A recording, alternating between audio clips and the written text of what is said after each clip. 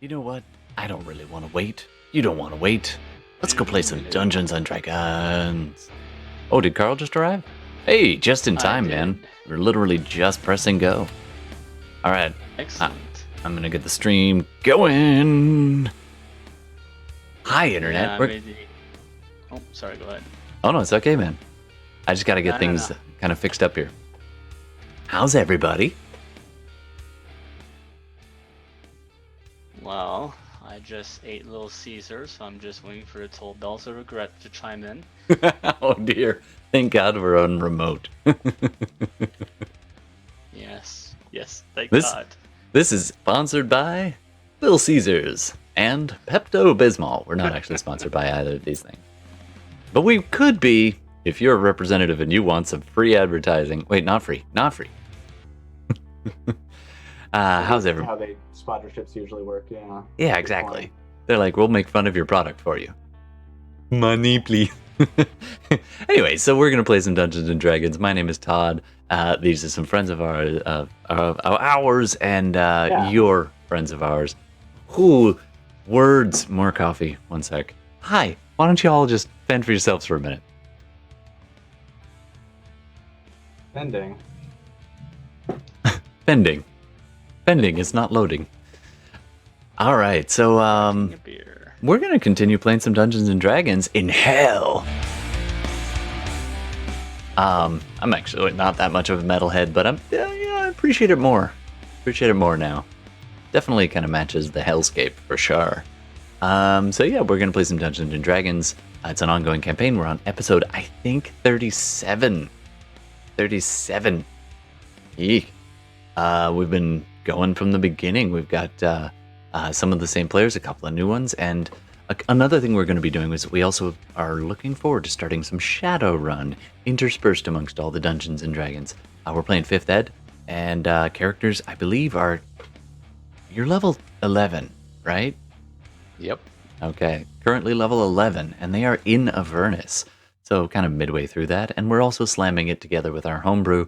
I think it was around episode 20 when we made the leap over to Avernus, which surprised me just as much as all of you, but it just kind of happened. It just dovetailed really nicely. Figured all of you deserve to go to hell. Let's make that happen. I mean, the characters. You're all lovely people. Speaking of people, let's meet the people. Hey, Darcy. How you doing? Hi. I'm doing great. I'm Darcy Biz. You can find me at twitch.tv/DarcyBiz. I also do arts and stuff sometimes. You should check out my Instagram. It's around. You can find it. I believe in you. For this game, I'm playing Henrietta Pedersen, the pacifist paladin of Palor. We're going to see how well that works out for me. Very nice. In hell.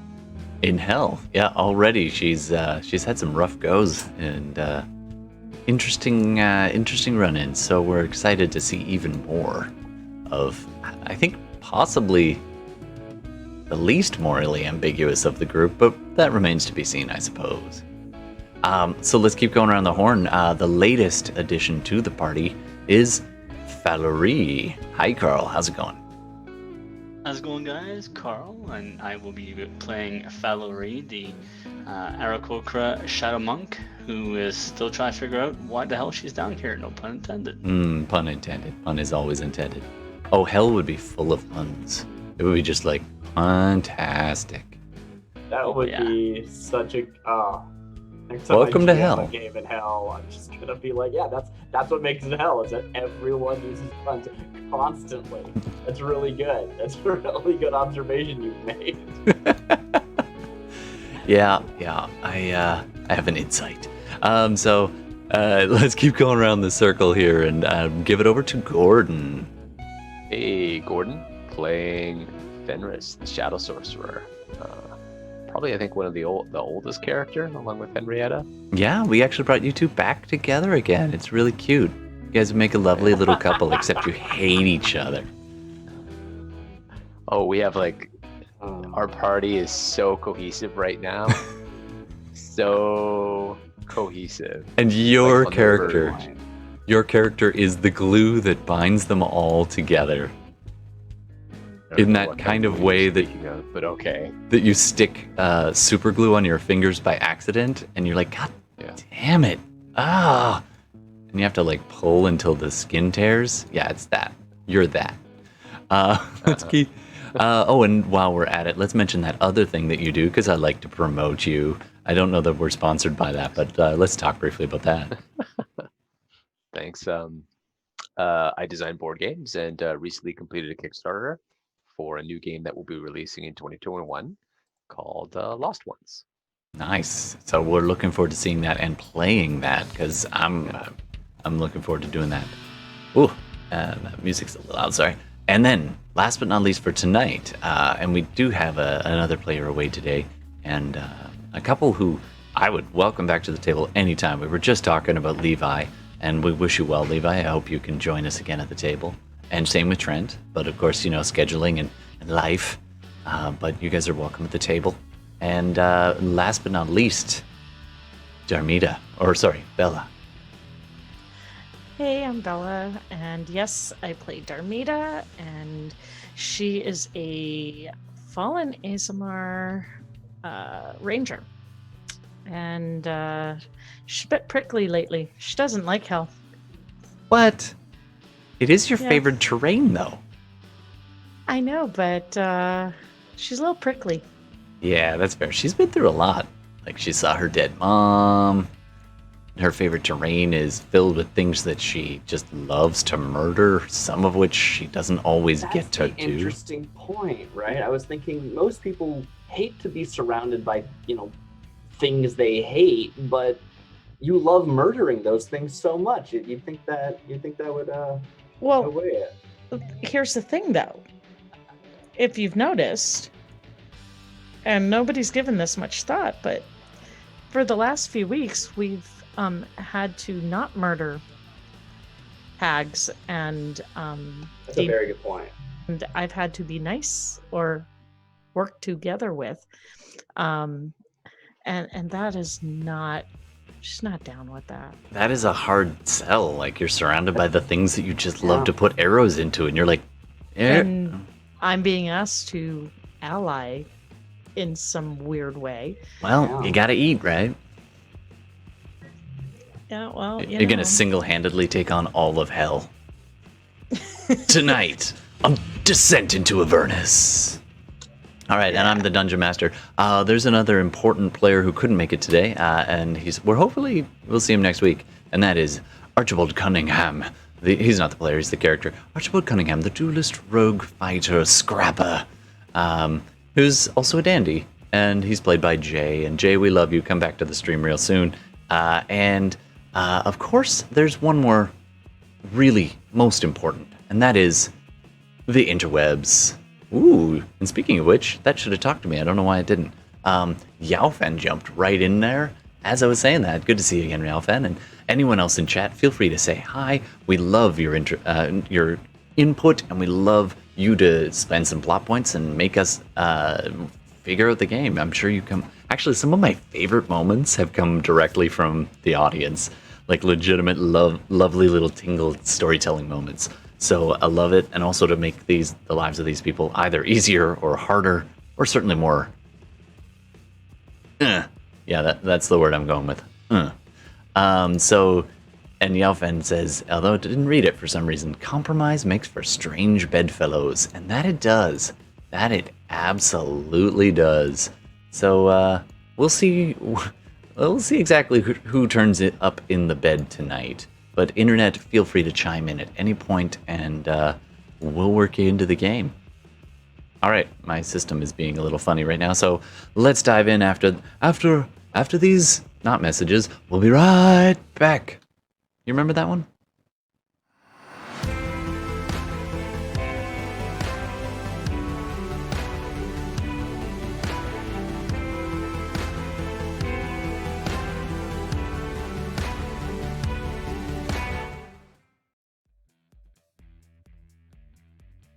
All right.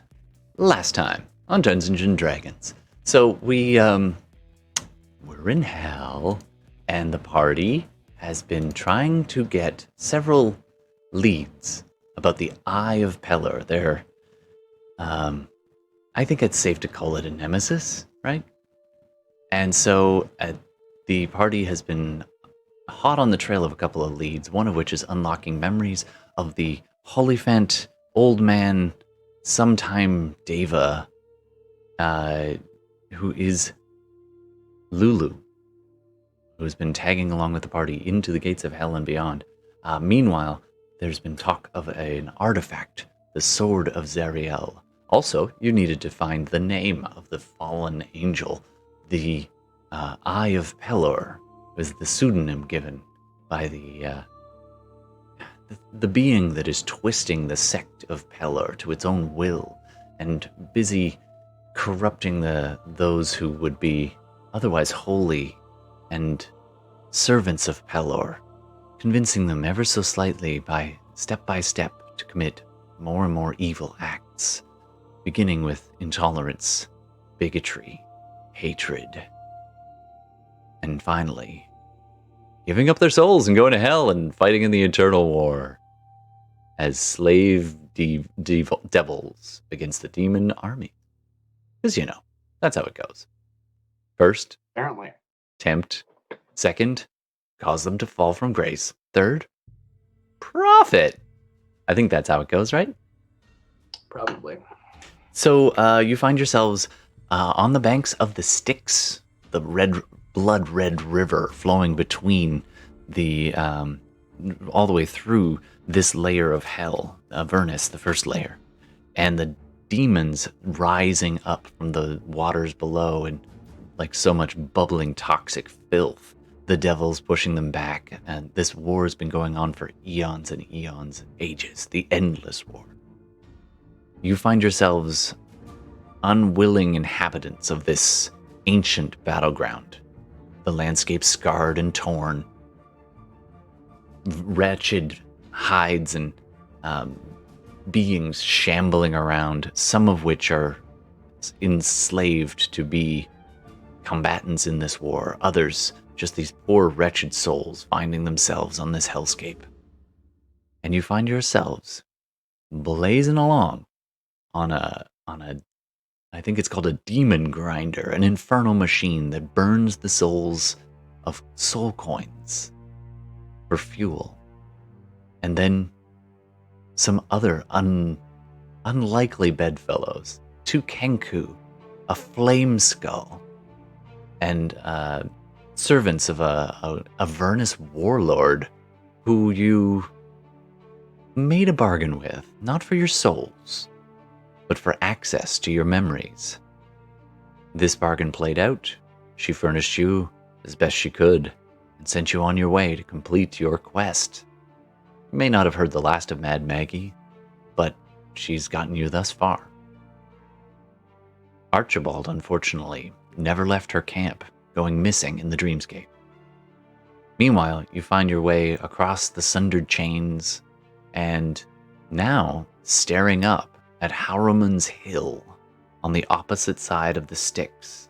At this point, it's not too far across, a couple 100 meters, and you've managed to Chaka and Clunk, the 2 Kenku, grind the 2 infernal machines to a stop between 2 hills. Finally, those tearing, screaming, belching sounds from the engine fall silent, your ears ringing with the memory of the noise. You find yourself between some hills, blocking the view of nearby watchtowers, unfollowed to your knowledge, unobserved for the moment. What do you want to do? So, if I recall from last time, we already had sort of come up with a plan. That Lulu was in Holophant form, and I had asked if he could carry, I think, Fenris and Henrietta, and then myself and Falurie were going to fly up to the top, or the edge of her Harriman Hill. ones. I can't talk tonight. I give up. To the hill, to because we believed there was something there that we required to continue.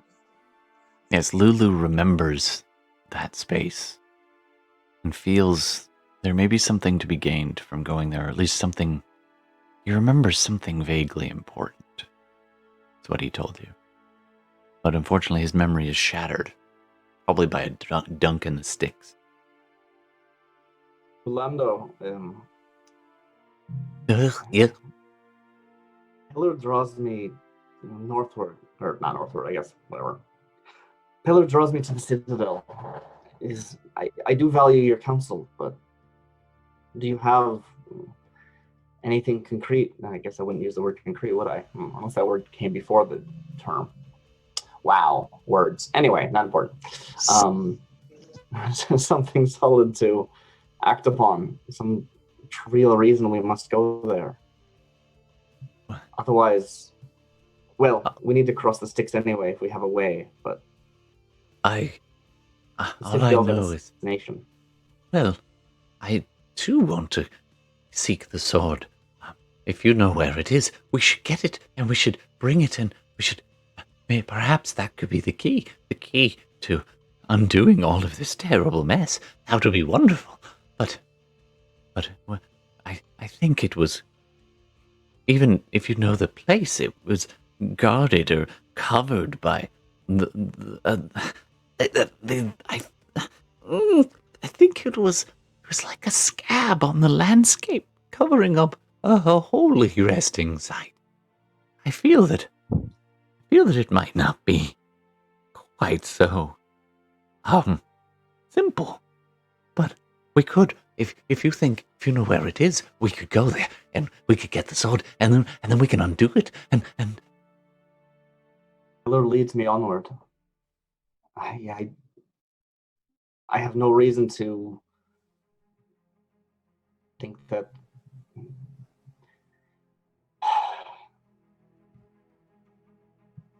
this draw that pulls me to the Citadel, it must have a means in sight as well. I must believe this. Yes, unless belief is very important. I believed. I think I can again. It is good to have faith. And Henrietta. And Lulu, the old man, puts his hand on your armor a little bit, just with a reassuring tap, and then kind of runs his fingers absent-mindedly along the edge of your pauldron.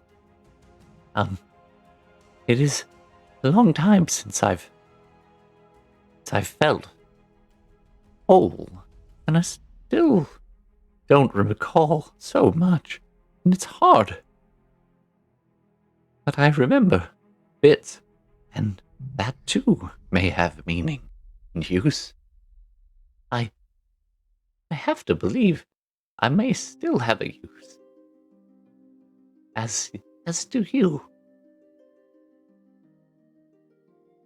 I need to reach the other side of the river anyway, so I would be happy to accompany you. Good. You and your faith will take you far. I can only hope it will be far enough. I think I recite some ritual phrase in the religion, just some rote thing back at them. And also with you. Yeah, right, yeah, whatever it is. While we're doing this, I'm gonna just put my hand back in the pocket, and maybe I spend a plot point from the last encounter with Mad Maggie when she kind of touched and maybe cast mend on my... Sure thing. I'll accept that plot point. The players get plot points too. There you go, internet. So yes, you actually pull out the little bit of blanket that you tore from the dreamscape. It was your own little blankie when you were a young child raised in the cult, and it's weird. You have these memories. It's not just dreams. It's you remember etching and drawing on various things, and you remember vaguely sketching and doodling on your blanket, but at the time it didn't really have any meaning to you. Now you have a portion of that blanket, 2/3 of it in fact, in your hands, worn and soft. It's a little disconcerting because you also... This little tiny piece of blanket was once your comfort in the cold nights on the road with your family. And this is possibly one of the last pieces you have tying you to them. You look at it, and there is script. It's written in a strange language. You can read it. You were taught to read it. And some of it is imbued with arcane symbols. Unfortunately, it's not complete. But the two pieces you have been mended back together.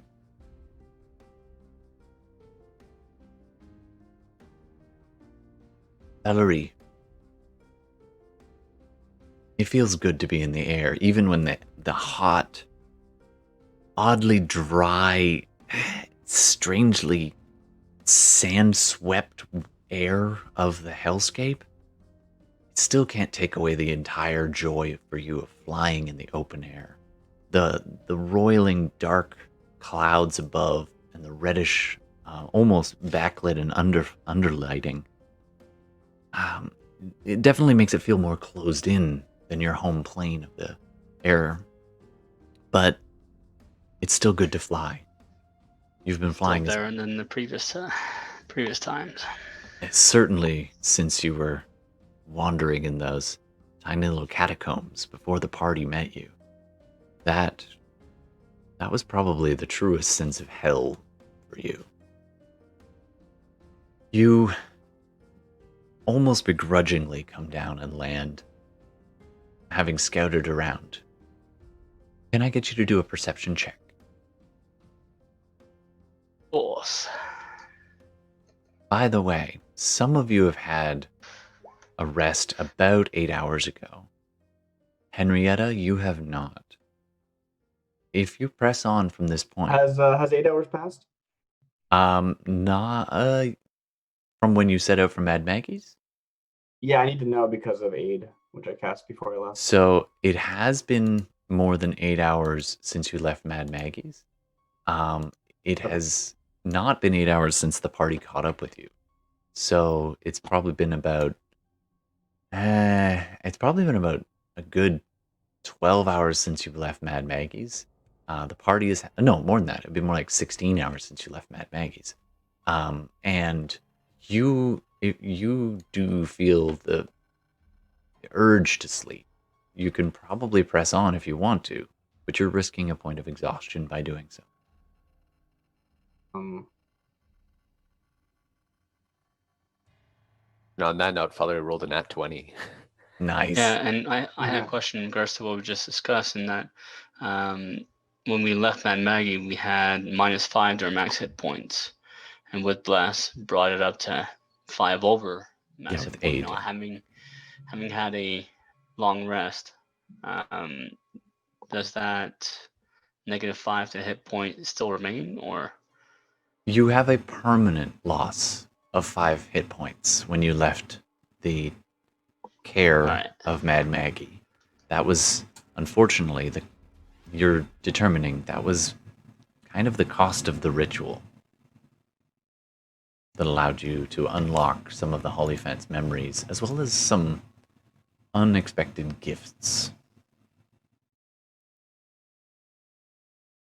So we're all at -5 permanently. Afraid so.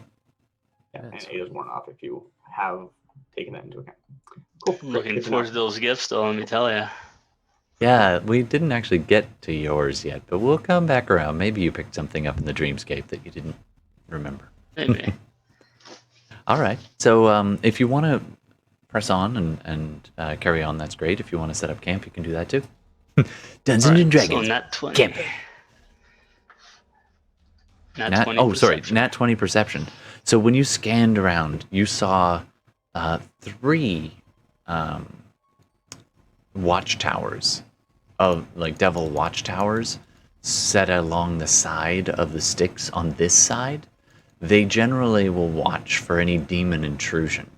You didn't count. You could get a pretty good look at one of them and could count about maybe 3 or 4 devils, at least one of which was winged at the top of the nearest one, which is just a little bit to the south, probably half a mile to the south, behind the hills though.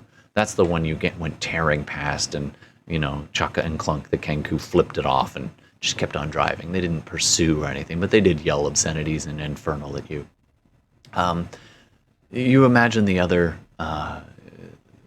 2 nearby watchtowers are probably similarly outfitted. They seem to not have noticed your presence or tracked you, and it doesn't seem like any of the wandering lemur souls that sometimes burble up out of the sticks. You see occasionally them wandering across the plain in either solo or groups. You don't see any nearby currently, so it seems like the party is left fairly alone and unbothered at the moment. So I'll relay that to the others, saying, "Look, right now we're pretty much safe. Got those watchtowers, but I think they're busy with something else and not really into us. But just in case you're interested in figuring out numbers, is about 4 demons per tower approximately. So At least at the top you could see. correct. All right, what do you want to do? What do you want to do? Said one of the Kenku. Who needs a rest? The other Kenku answers, I don't know, what do you want to do? As you said, you're saying that like I'm sort of the limiting factor here. You said I've been awake for like 16 hours or something, and that's A exhaustion? little longer than that even. Like the rest of the party got an 8-hour. So I didn't get like a long rest, but I think I should still be rested, right? You've had a chance to take a short rest in the back of the vehicle. The rest of them had a chance to take a long rest in between the time of picking you up, before picking you up, catching up, and then moving on from there. I understand that. My understanding was that I wasn't getting a mechanical long rest, but I was still rested as a just normal human functionalities. That's what I was acting upon. Let me put it this way. Let me know if you feel like you are going to go to sleep and do anything that would otherwise break concentration. That's a good point. I didn't know if I'm actually feeling exhausted or not, right? That's going to be what Hen is. Go ahead and roll a Constitution saving throw with disadvantage. Okay. Because hell. Sure. Constitution. That's a 5. You are wobbling on your feet, so much so that when the vehicle finally lurched to a halt, you were kind of keeping your steed, your celestial mount that you summoned forth, trying to keep it calm in the back of this almost... You took the bus one or the other one? The bus, I believe. I think that's the one you said had No, you space. took the demon grinder. Sorry, it's still pretty big in the back, and so... I didn't think we brought a demon grinder, actually, but sure. Oh, but maybe it was the one with the claw. It's the one with the clock. Okay, so that's the scavenger. So you took that one and the tormentor because you were offered 2. So there is a little more room in the back of that one, so all of you can fit pretty comfortably in the back of the scavenger.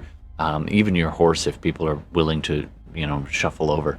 So when you come to a stop, yeah, you said the horse is basically going in like cargo space instead of going into. Like, most of you are in cargo space. Okay, fair enough then. And so. When the vehicle slams to a stop, you've actually nodded off almost on your feet, and unexpectedly just you go slamming forward and you slam into the side of the creature, and it kind of turns its head and nuzzles against you to see if you're all right. Great. Okay. Oh. All right. Looks like that's it for me. Sorry, folks.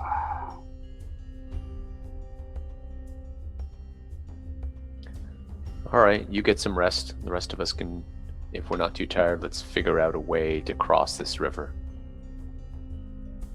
Barnabas comes floating down and says, hello.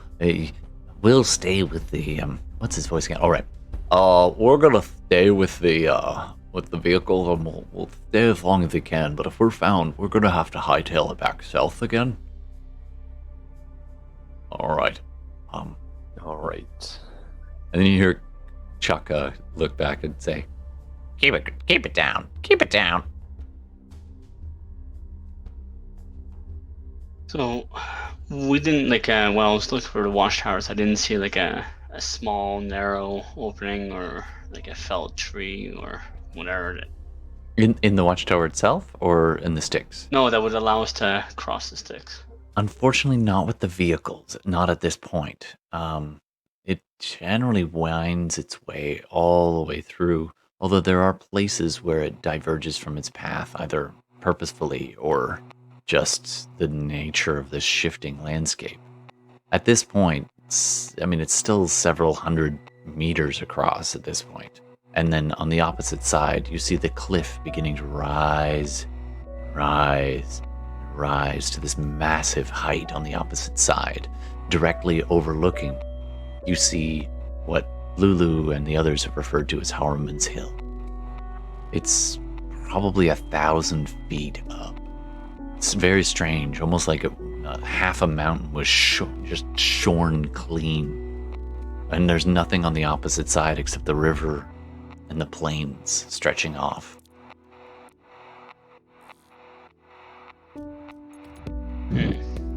It appears the easiest way across would be to fly. Not a hard task for yourself. But these landlubbers, I don't know. You see it spans about 100 meters, yeah.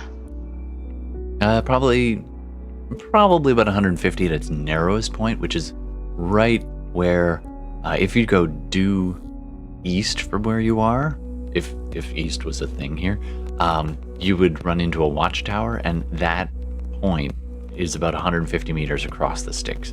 But on the other side is a cliff as well, already at least 100 feet high.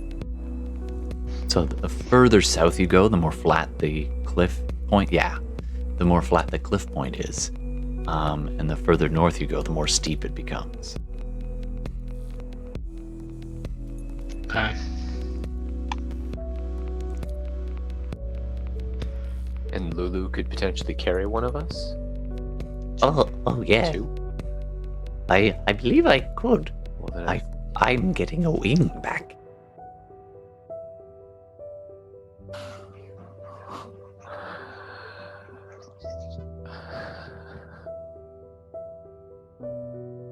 It's okay. In my form, I have 3 still, and a nubbin. You want to see? Wait a minute. Hold on. We're not thinking clearly here, obviously. Lulu, that thing you did when we were being attacked in Yes. the hole Yes. where you took us somewhere else. Can you teleport, do yeah. that? Yeah, Oh. can you do that with all of us and the vehicles across the river? I can try, but I wasn't feigning sleep when we arrived near Mad Maggie's. It took it out of me. I can try if you want me to, but it would be quite a I can certainly try. No, weaken you like that. No. I used to be strong. I'm sorry. It's not your fault. I think I can get myself across. I feel something inside me is adapting. The problem And he is grows a tentacle out of his... No. Yeah. the problem, Fenris, is the 5 of us can get across. That's not the issue. We can do that, but we're going to be without vehicles. And these 2 aren't going to go. So They could stay here, hidden, and we could go up to Harriman Hill and do what we need to do, if that's where the sword is, or a clue to where the sword is. well,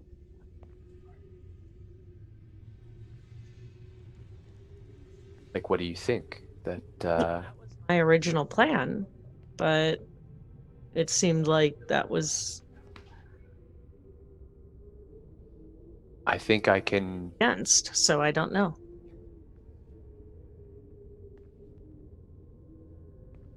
I think that we should try. We've Okay. come this far. I don't think we were spotted. We can leave the vehicles. I know it's a big risk, and I think we all have to agree on this. But I think once Henrietta awakens, I know that you and Falurie can fly across. Yeah, and I But can I cloak. think I can get me and Henrietta across. You gotta keep in mind that if we were to bring the vehicles over, we'd offer ourselves as a target on the We'd other make side. noise. So That's a very good point. They're pretty big. And they're Yeah. noisy. Yeah. So I think, if we're going in these hills here, in the belief that the sword's there, we probably want to use some stealth to get in there. And those vehicles would offer protection, but would not offer any modicum of stealth whatsoever.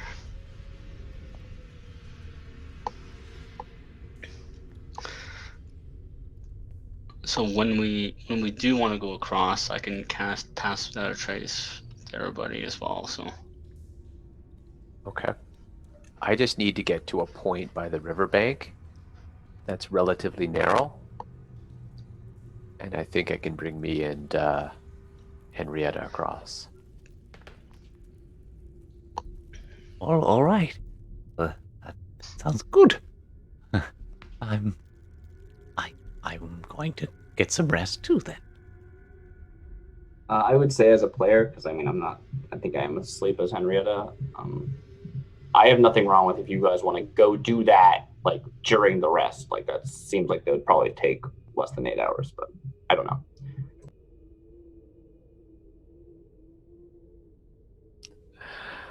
I mean, I guess it just depends. Does Henrietta need like a full 8-hour rest? I don't know. You would buy some time if you just made it a short rest, an hour.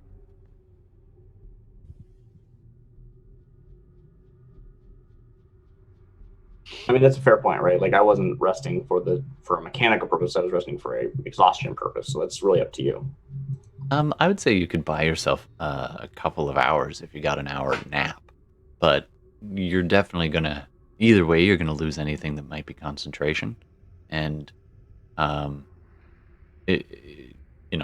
obviously you wouldn't be coming up on an exhaustion if you rested fully now, but you can put it off by resting. God, I hope so, because I do that all the time. Yeah, I think that the scene basically is like, the Kenku and Barnabas are like, we'll stay here with Hen. You go do what you got to do, right? That's why I'm picturing the scene. That's fine. You do everyone. Do you want to wait an hour or 8 hours for Henrietta, or do you want to go ahead without her? Oh, what do you think, Darmita? Well, I mean, weighing risk factor. I mean,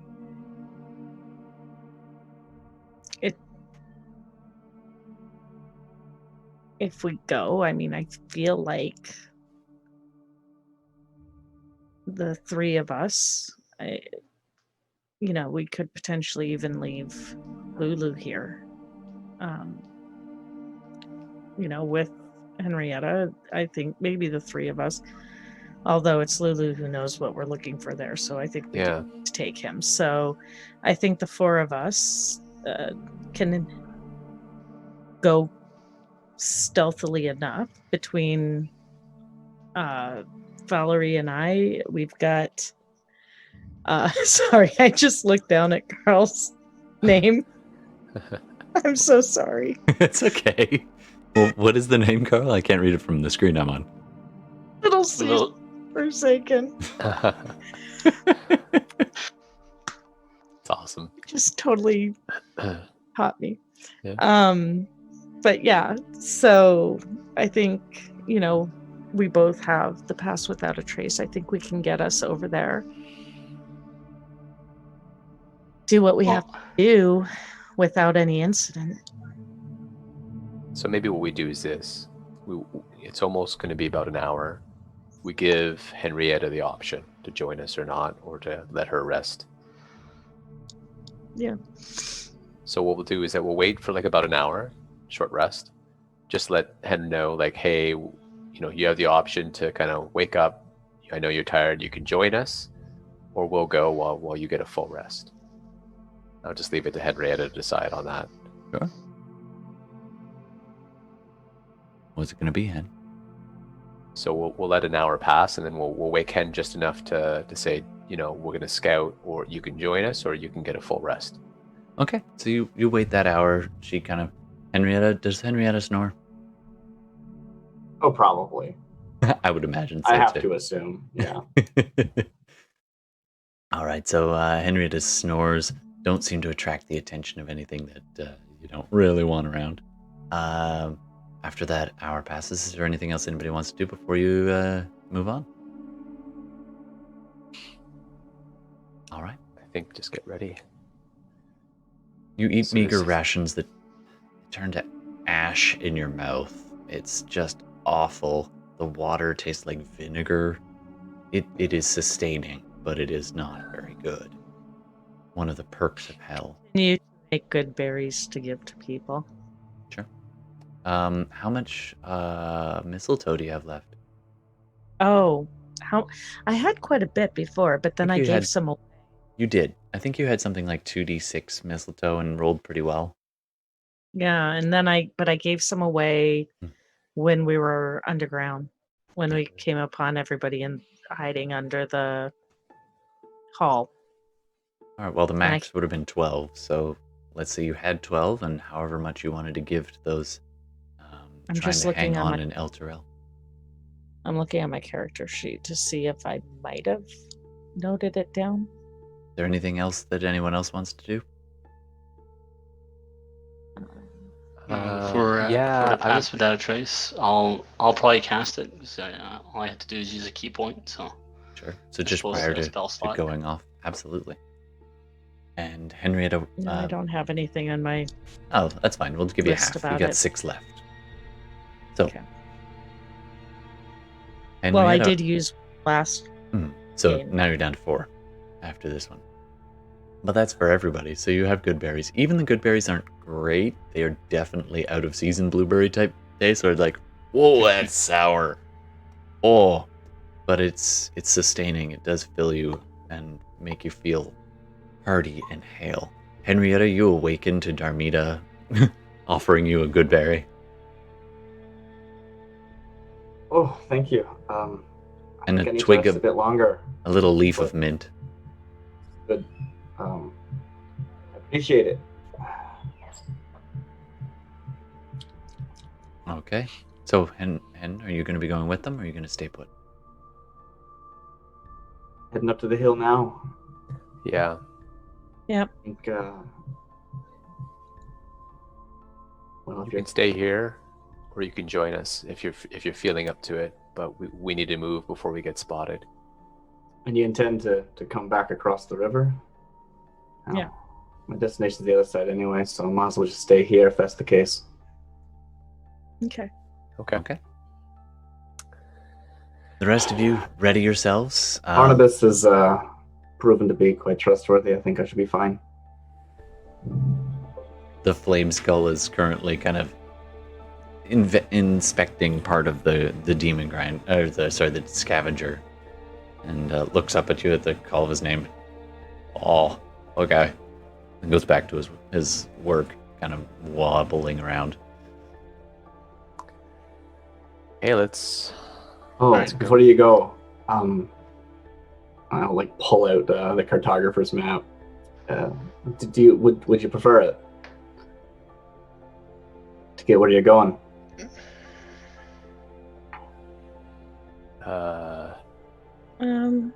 I think we're okay. We're just going to the top of Harmon's Hill, right? No, this is your chance to take it from him, so you have it for the rest of the game, probably. Sure, fine. Yeah, I'll make. Okay, whatever. You can have it back. You No use the problem. narrative excuse so that you can have it, because Fenris is the one you should have it, probably, just in general. As you kind of crack the scroll case and peek inside, this strange, insane voice of the mad cartographer, their soul embedded in the pages, in the vellum of this map, muttering out. You can just make it out just quietly. 1 step, 2 steps, 3 steps, 4. Don't look in, you might not snore. Great. Close it up. Let's get going. Right. So Okay. I cast Pass Without Trace to whoever's going, so gather up 30 meters, All right. 30 feet. Yeah. You cover the couple hundred meters over towards the narrow section of the bridge of the river. Or are you going to take off from here? And is Lulu coming with you? Yes. Okay. We do need Lulu. Oh, Oh. hello. All right. I shall become my glorious self. And you see him. It almost looks like he's trying to take a dump for a minute. He's like focused, and he starts to turn kind of red in the face, and his body starts to shake a little bit, and you see him hunker down. And then all of a sudden, boom, his body balloons out in this kind of ridiculous cartoon, and then his head kind of matches. And then the last thing is this old man's face suddenly starts to swell in places, and his nose, that's the very last thing to come out, is as this miniature mammoth looking thing with longer ears that also double as wings, and then another pair of wings on its back, fluttering, hovering a couple of feet off the ground. It's pretty sizable. It's probably the size of a large dinner table at this point, and its relative girth is strangely light in the air as it kind of just hovers a foot off the ground.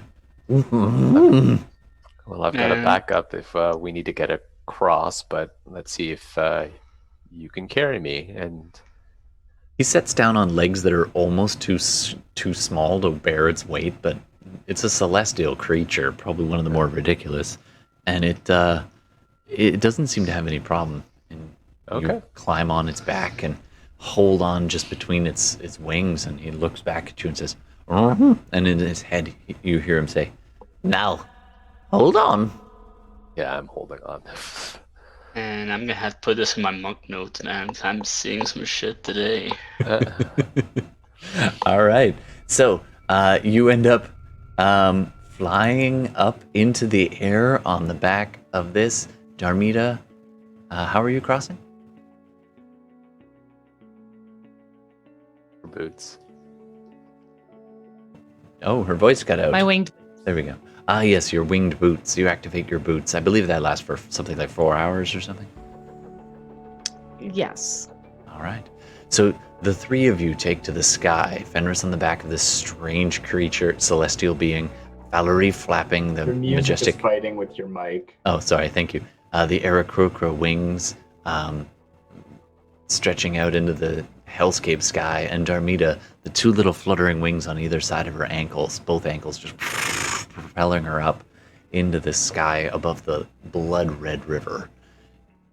At Falurie's suggestion, you stay low, I'm guessing, or high? Which one do you want? Well, close to one another. Yeah, well, the In your Pass experience, Without Trace is just casting at 30, isn't it? It is. No, And then you I can think we have spread to out. remain within 30. I'm just looking. Sure, you can Yep, check that we do. out. That's right. So you're gonna have to stay So yeah, let's together. stay low. And in your experience, unless you can get really high, it's better to stay low. It's harder to spot you. Yeah. So you were hovering 10 or 15 feet off of the deck as the dusty hellscape land gives way as you head out over the Styx. There's this involuntary lurch in your stomach, Fenris. You've flown before, but knowing that you're hovering over water that could strip you of your mind, strip you of all your memories and your soul itself. It might be a soft landing, but it would be a high price to pay.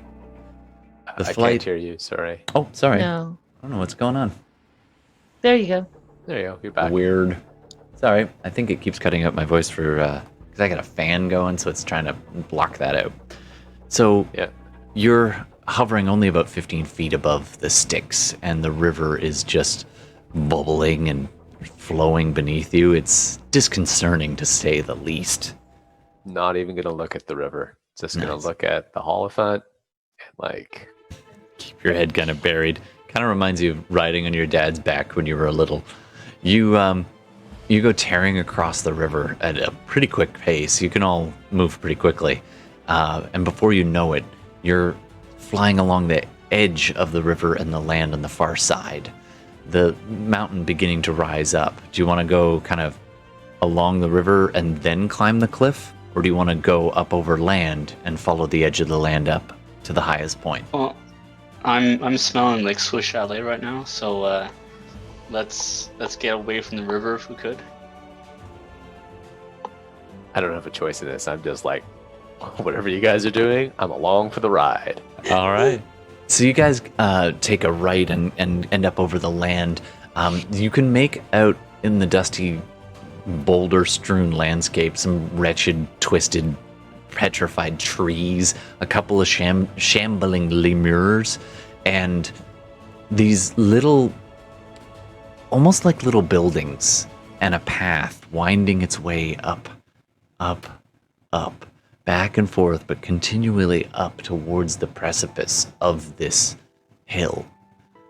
As you fly along, you start to get a better look at a few of these things. Some of them immensely tall, others small and stunted.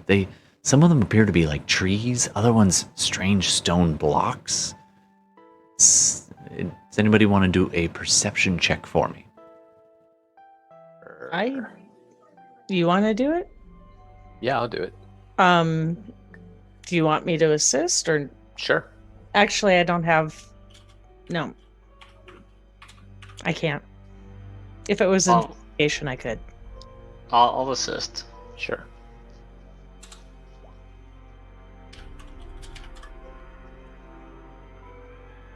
$20. Nice. So as you're flying up, you see these stone pillars, and there's a bit of an uneven shape to the one side of them. Otherwise, they seem like they're kind of broken off buildings, but only about, some of them 5 feet wide, some of them 10 feet wide, and they stretch up about 10 or 15 feet up into the air. They seem to have some kind of adornment on the front or some kind of unevenness at the front of them, but otherwise they seem like stone from this distance. You'd have to get closer to get a better look. The strange narrow structures, they appear to be almost like trees, but totally bare and jagged, as though the branches were elongated and stretched and thickened.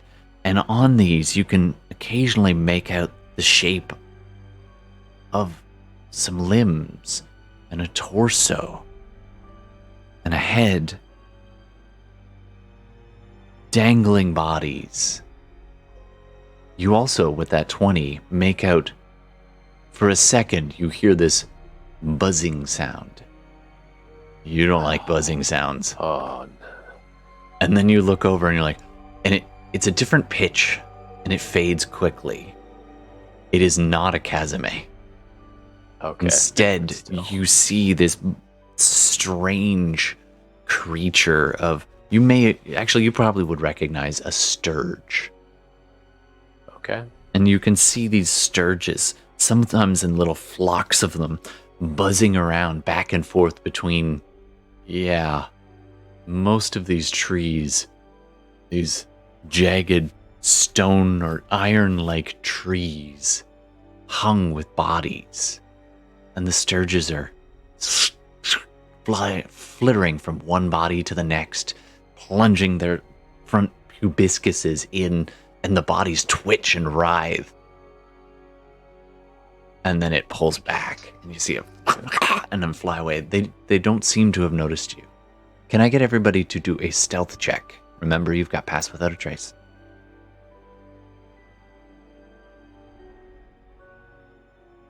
That'll be 36. Oh, damn, Falurie, you're a ghost. Ooh, 15. Plus 10, right? 9. Ho, ho, ho, ho, ho, ho. So, 36 for Falurie, 25 for, or is that including the plus 10? No, Gordon? just 15. Okay, so 15 for Gordon and the Hollyphant. Can you also roll for the Hollyphant, Gordon? And Sure. Bela, 19. 19 with a natural 1. Yeah, but those count on. I'm not saying it's an instant fail. I'm just pointing out that it's a nat 1. What's Lulu's dex? Not fantastic. I mean, it's a freaking mammoth. It's not a mammoth right now, actually. He's in his Hollyphant form. Wow, 27 without dex, so I think it's fine. I think Lulu's fine. Yeah, he's fine. It's a +0, so. Okay, 27. Straight 27. So the Hollyphant is up and down, and unfortunately, Darmita, in flying over these things, you get a little bit higher than the others at one point, and a little bit farther away, and you I don't know why it's not chatting at me, Yelfen. That should have said that out loud. I'm sorry about that. I don't know what's going on. So Darmita is flying through the air, and the physics are very strange in hell. I mean, there's a city that you left floating above the Styx. So certain things behave differently here. And there's one of these shattered pillars, these squat little buildings. And the top is very jagged, and you see these little rocks kind of hovering off of it, like almost like a lava lamp, just kind of bubbling up and rising up a ways, and then losing steam and then falling back down. The rest of you see this. Darmita does not. So she's flying through the air, and all of a sudden, whack, right into a rock that's flying in the air. Can you do a dexterity saving throw for me, Darmita? Yeah. All right. Starting out good. Start to the night. Fuck. Okay. 19. Okay, so you're going to take half damage as you crack a rock off your head. All right, rolled a 7. So you're going to take half of that, so you only take 3 points of damage as you catch this unexpected rock, a little scratch underneath along your face. Just a little bit of blood dripping off. I'm just going to kind of grumble a little bit and fly back down to meet them. Yeah, you have to hustle a little bit to catch up to them. So at this point, you're coming up to a little over halfway up the hill, and these structures get a little bit more frequent and a little bit closer together at this point. And you see parts of the hill are rising up and falling into various places, and you see the squat buildings, like the one that was broken off with the shards falling off. You catch an arm sticking out of the rock at one point, as though there's a body encased in there. And you can see the hand kind of a little twitch. And you see another one of these tall. This one's almost 30, 40, 50 feet high. And you see almost perfectly cylindrical spike, the jagged part at the top spreads out into kind of 3 or 4, like a little tuft, almost like an iron razor sharp palm tree. But the tuft at the top is very small, only about 4 feet wide. And you see this large, not large, but like a human body, but big, girthy, as though impaled on it, like one of those note things. And he's halfway down, and it's going right through him, and you can see these jagged wounds where he's been impaled on this. And you see this body sort of wiggling a little bit, not noticing your pass, and kind of taking half-hearted swat at a scourge that goes and then flies away. These are definitely tortured beings. As you keep going, Seems like it. as you keep going, you see more and more and more of them. Wrought iron trees line a trail that leads to the summit of the steep hill. Anguished knights are impaled on the tree's metal branches, their bodies writhing in torment as bloated sturges feast on their blood. As you get towards the top, there is a large tree with dozens of these impaled in the upper branches, and a few along the base, all the way down. And just beyond that, you see a low, squat, small building, a little bigger than a cairn, a mound of stones, a memorial of sorts at the top, looking out over the barren landscape.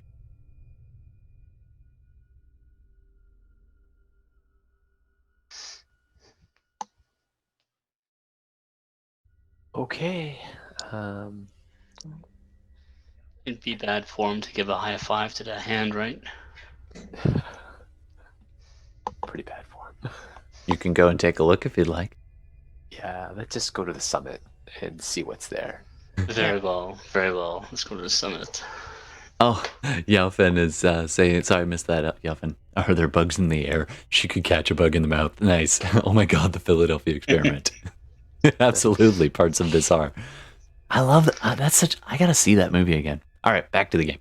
So you guys see this kind of squat, probably only about 15 feet across building, only about barely 10 feet tall, and this massive iron wrought tree just a little bit behind it. This stone cairn is right at the precipice of this, and a little bit further back. You see the beginnings of this massive tree. It's probably 40 feet in diameter, and you can see that it's stretching up almost another 100 feet up in the air. Kind of whisper in Lulu's ear, let's investigate and see if this jogs your memory. Mm-hmm. He flies down towards. You see, as you get a little bit closer, do a perception check for me.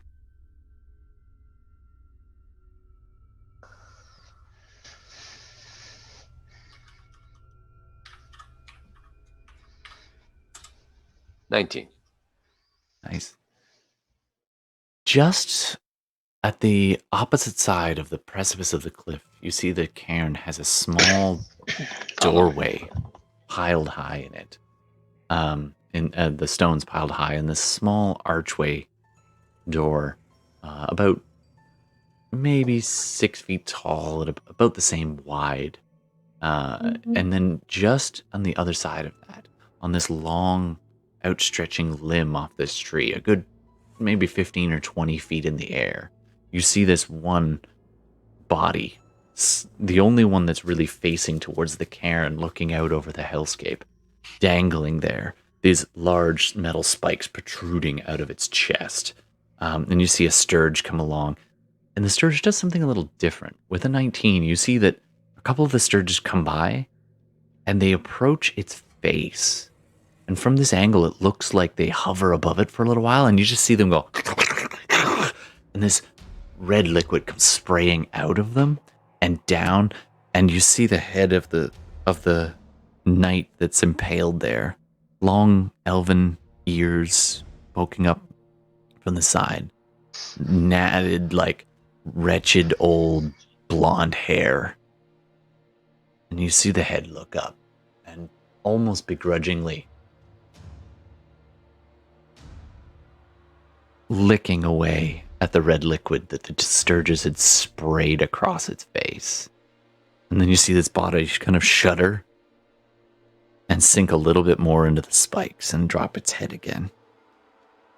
He's directly across, looking out over this cairn entrance. What do you want to do? Okay. Are we landing? I assume. Yeah. If you want to head up and investigate this, you come out. There's actually a little bit of a. Besides the massive tree nearby, there's a pretty wide path at this point. It's a good 30 feet wide, dropping off on the straight cliff on the far left, and a gentle slope off to the right. There are boulders and other rises as the hill goes down, providing some cover from that direction. You can't see out that way; it's quite uninterrupted. But to the left, you see the far side of the sticks from where you came. You see the watchtowers. You see the roiling. You see parts of lava flow on the far side, and of course, much closer. You're about 40 feet away from this massive tree and the entrance to the cairn. You all touch down? So Yeah. I think we're just gonna stay in a tight formation, right? Like, probably like Bela in the front, Falurie in the rear, and me in the middle with Lulu. Is that fine? Sounds good. Yep. All right, so as you approach the building, give me another stealth check. You're welcome, Darmita. I could let the one ride. No.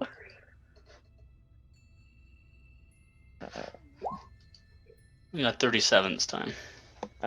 23. 14. All right, this time it's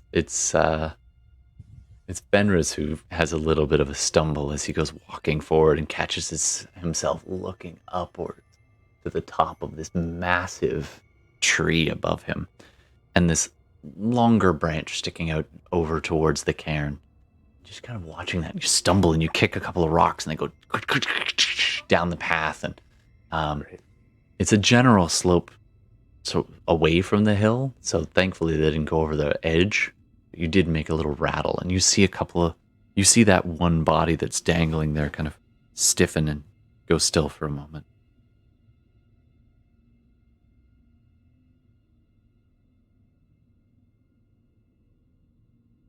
Who's there?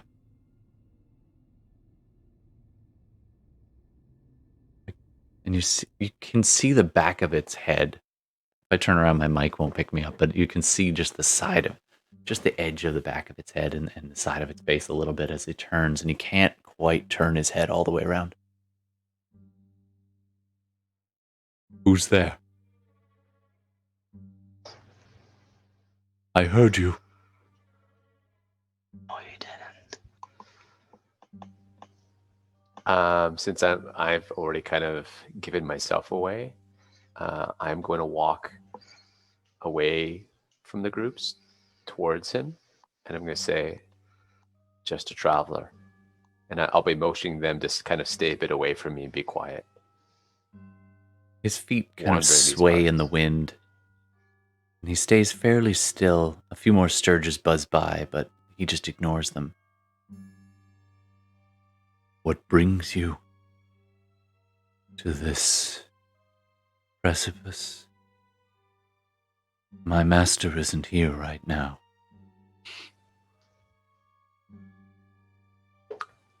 And you Who is see your master? Oh yeah. You hear him gurgle for a second and then spit, and this large bloody wad hits the ground. And you hear it, this rasping sound, it takes you a second to realize. It's almost like he's chuckling, and it ends in this wrenching sob.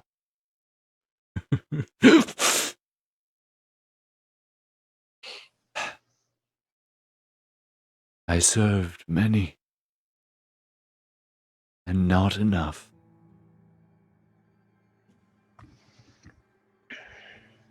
Do I get to see your face? Or will you be a voice on the wind? I'll kind of walk just so that he can get in line of sight. Mm-hmm. And so you And- can see his face. Yeah. You see a sunken, what would have probably once been a strong soldier of a man, still wearing armor, some of it looking fairly familiar. He looks almost like he's got embellishments in his armor that remind you of El Terrell. You also see immediately that his face is gaunt and sunken eyes, rimmed with red, his skin incredibly pale. And when he speaks, his smooth elven features twisted in this visage of undeath, and these two long canines when he opens his mouth.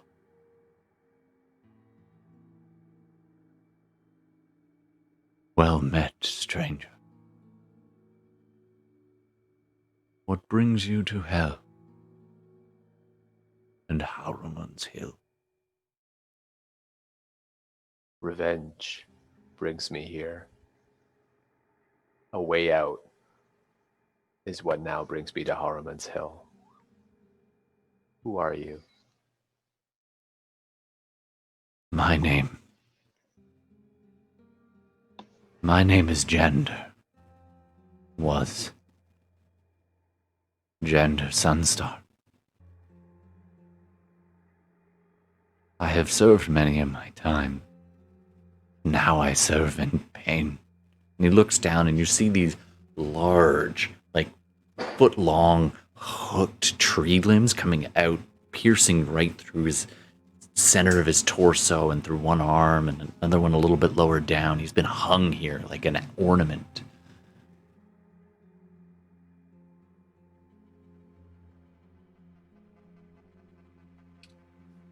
Are you a knight of Pelor?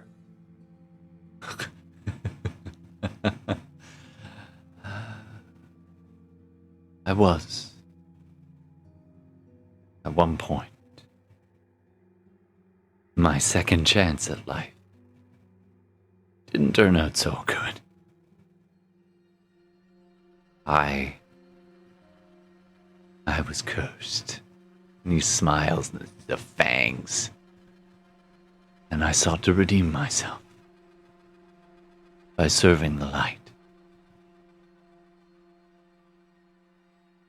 And when I found a zealous, ambitious angel who didn't shun my service, I thought to redeem myself, save my soul.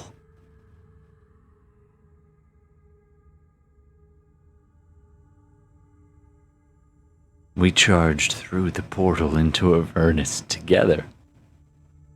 Haruman, Zaria, Nashida, and the others.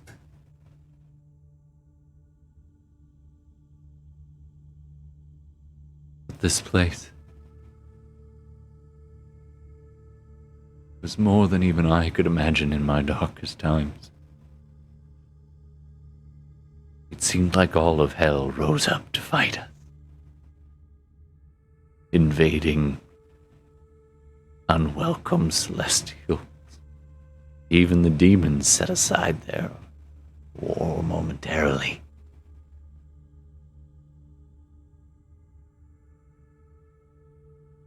But some stayed and fought, and others,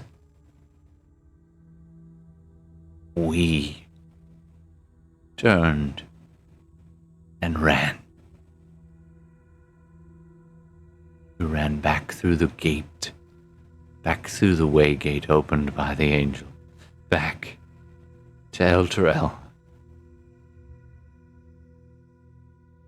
pursued, and we...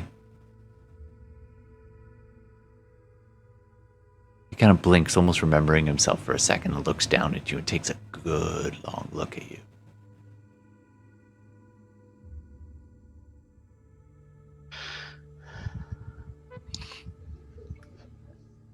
At the mention of my mother's name,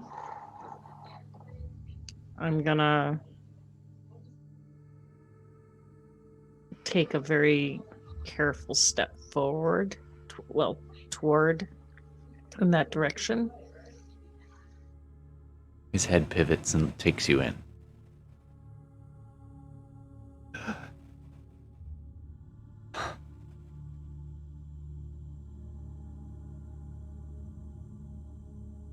What?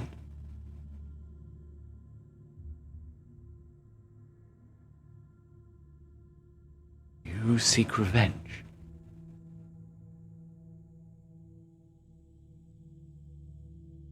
Hmm.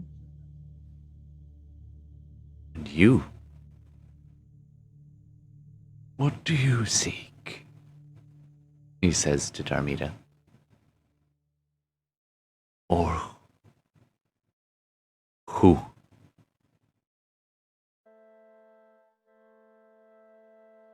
Well, I guess I don't seek anything right now. I'm just here helping out.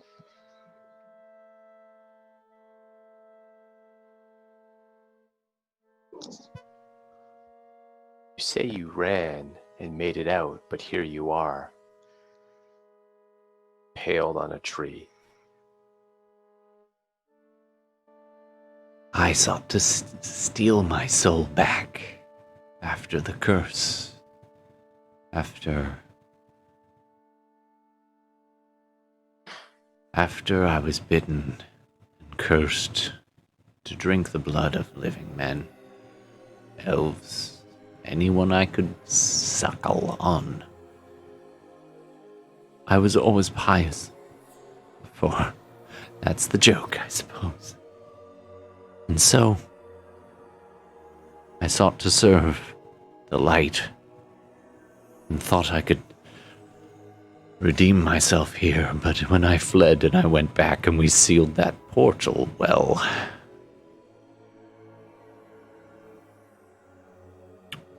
I had promised myself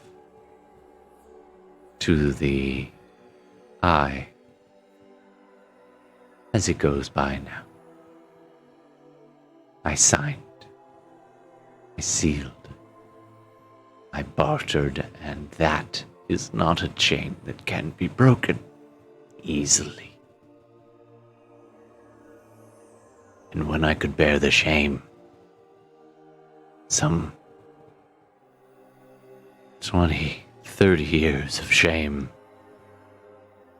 living such as it is, I threw myself on Pella's mercy and chose to face the sun.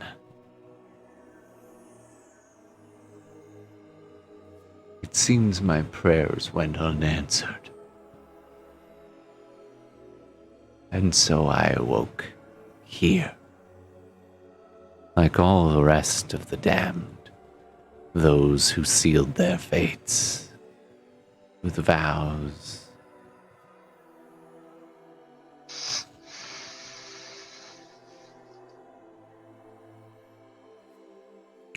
I went against my promise and betrayed my commander. And for that, I'll hang here. Falurie, at the base of the tree, you can actually see etched in the iron from where you're standing. There are words. Do you speak Infernal? Nope. Okay. You definitely make out, not a plaque, but it's sort of in place of a plaque. Names. Lots of them. You do a quick count and compare the size of this massive tree and count at least 25, 30 different bodies dangling and somewhat twitching. At a glance, you'd hazard to guess that these are probably names and something else written with the names. I can relay the information to. Does anybody else speak Infernal or?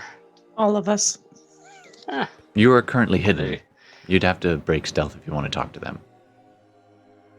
no, I can't even just like throw a rock. No, all right. Well, I value my stealth more, so I'm gonna stay. And with your stealth, a sturge comes flying just past your head as you're tucked in right next to a tree. You're in the dim light, though, so it literally cannot see you. You are invisible. And it's off to go feed on one of these things. Can I catch it in my mouth? You can... Well, they're not small.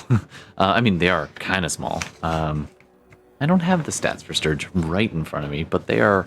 These Probably- sturge are tiny. They're like Yeah. squirrel sized. Yeah, the bigger ones are probably on the way to, small dog.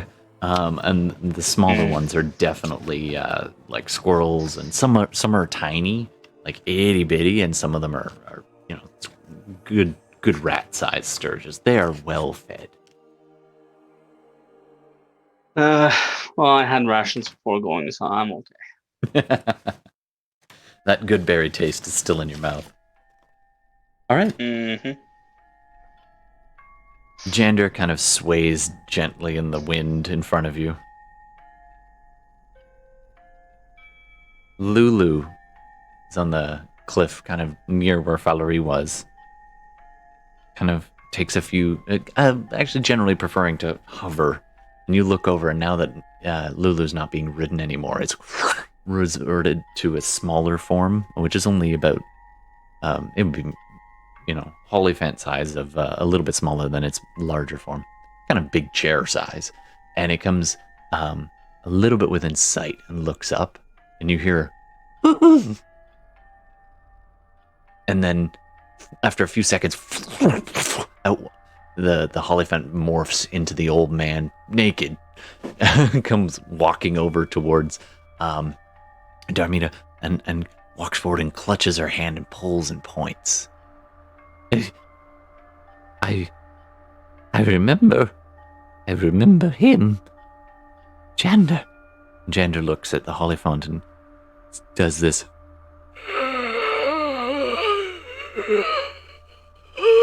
Just unable to contain the emotional discomfort, and just it's like your worst moment. Just walking casually up naked. Okay. That might be an episode title. Your worst moment Yeah. walking casually up naked. Yeah. Yeah. No, let this play out. But All right. Lulu kind of clutches Darmita's hand and tugs her a little bit, and then says, I remember him, and you saw in the dream. I remember the betrayal when they fled. The combined forces of Elturel and those aligned. When Zeriel raised her army, well, they pointed and points at all the bodies hanging. Many turned and fled and left us. I'm sorry. Don't know. I didn't remember why. I've remembered this place. This is not a good place. Wait. You've come back, says Jander.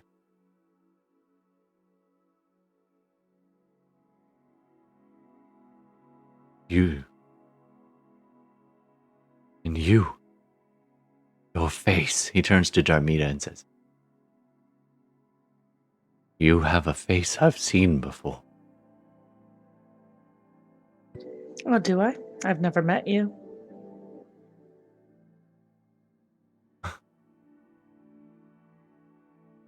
Perhaps Perhaps I am mistaken. Yes, probably. And he casts this look as though he's trying to see beside him. A little bit further back towards the trunk, and he just can't quite turn his head around, impaled as he is. Do a perception check for me, Darmita. Not investigation, huh? Oh, you could do investigation if you want to get a little closer. No, I don't. I'll take the 10.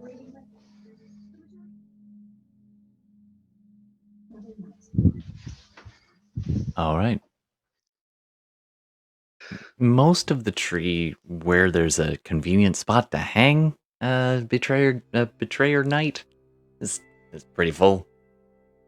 There are a couple spots that don't seem to be very that don't currently have a body in them.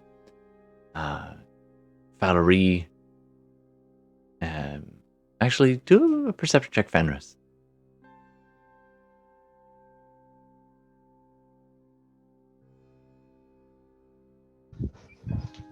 13. You kind of track where Jander's looking, and you see a spot. There's red running down. It's very close to the trunk, which is why Jander can't see it from this angle. And you see these maybe 3 or 4 barbed spikes and a red stain, now turned dark brown. Just down the tree a little bit, like there was someone there. Someone there. Who are you looking for, Jander? Maybe we can help each other out here. Some small way. I'm going to try to persuade him to help us in some way. Sure. Go ahead and roll persuasion. Sure.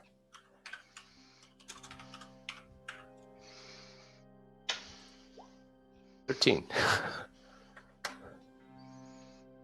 You cannot help me, little man. No one can. I am hung here, condemned to the 9 hells. And I will suffer, as many before me have, and many more. Watch what promises you make.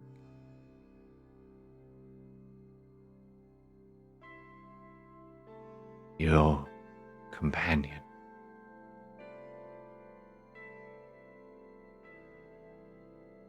reminds me of someone. But it is no matter now.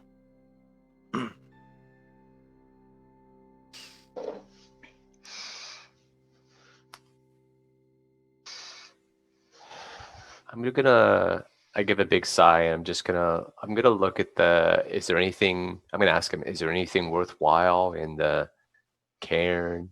And who is your master? Is he coming by anytime soon? Should we be worried? You should pray that he never comes back.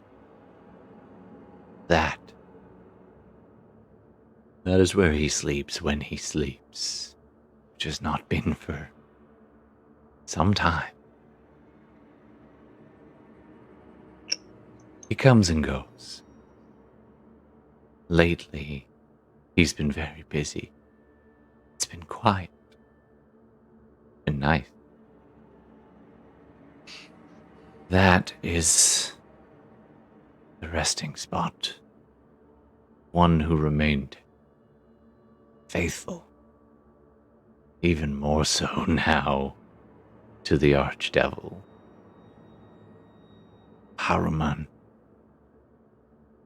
He went by in that time.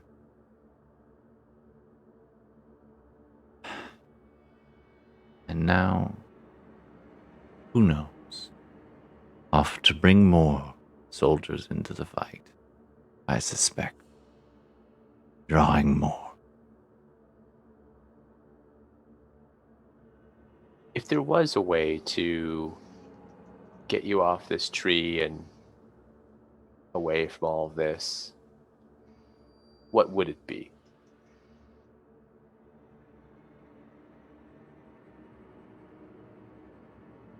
You've got nothing to lose right now. So you might as well just say something, if there is something to say. We're no friend of Zariel, or anyone faithful to him. I'm afraid it is too late for us. Our souls are sealed when we signed that script. We put down our names in service. Bonds. Etched. Now in blood.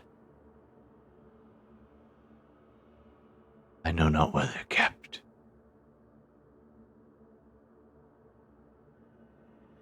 Those who did not betray, they might be freed. But us, we're kept here. And this is the first time you've seen him move his arms as he reaches up and kind of taps the tree branch. And there's this little vein of pulse of this orangish white light down the tree branches. It resonates almost like a slight crystal, and the whole thing just shudders ever so slightly. The pattern fading after about 10 feet behind him, stretching through him and back into the tree as though it's the lifeblood of the tree.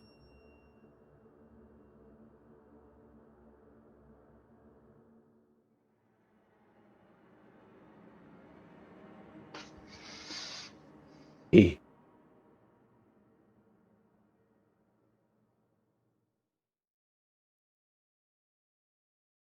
You may be just in time, or too late. My master approaches. What do you want to do? If he's approaching, I want to hide. All right. What are you doing, Darmita? Yeah, I'm gonna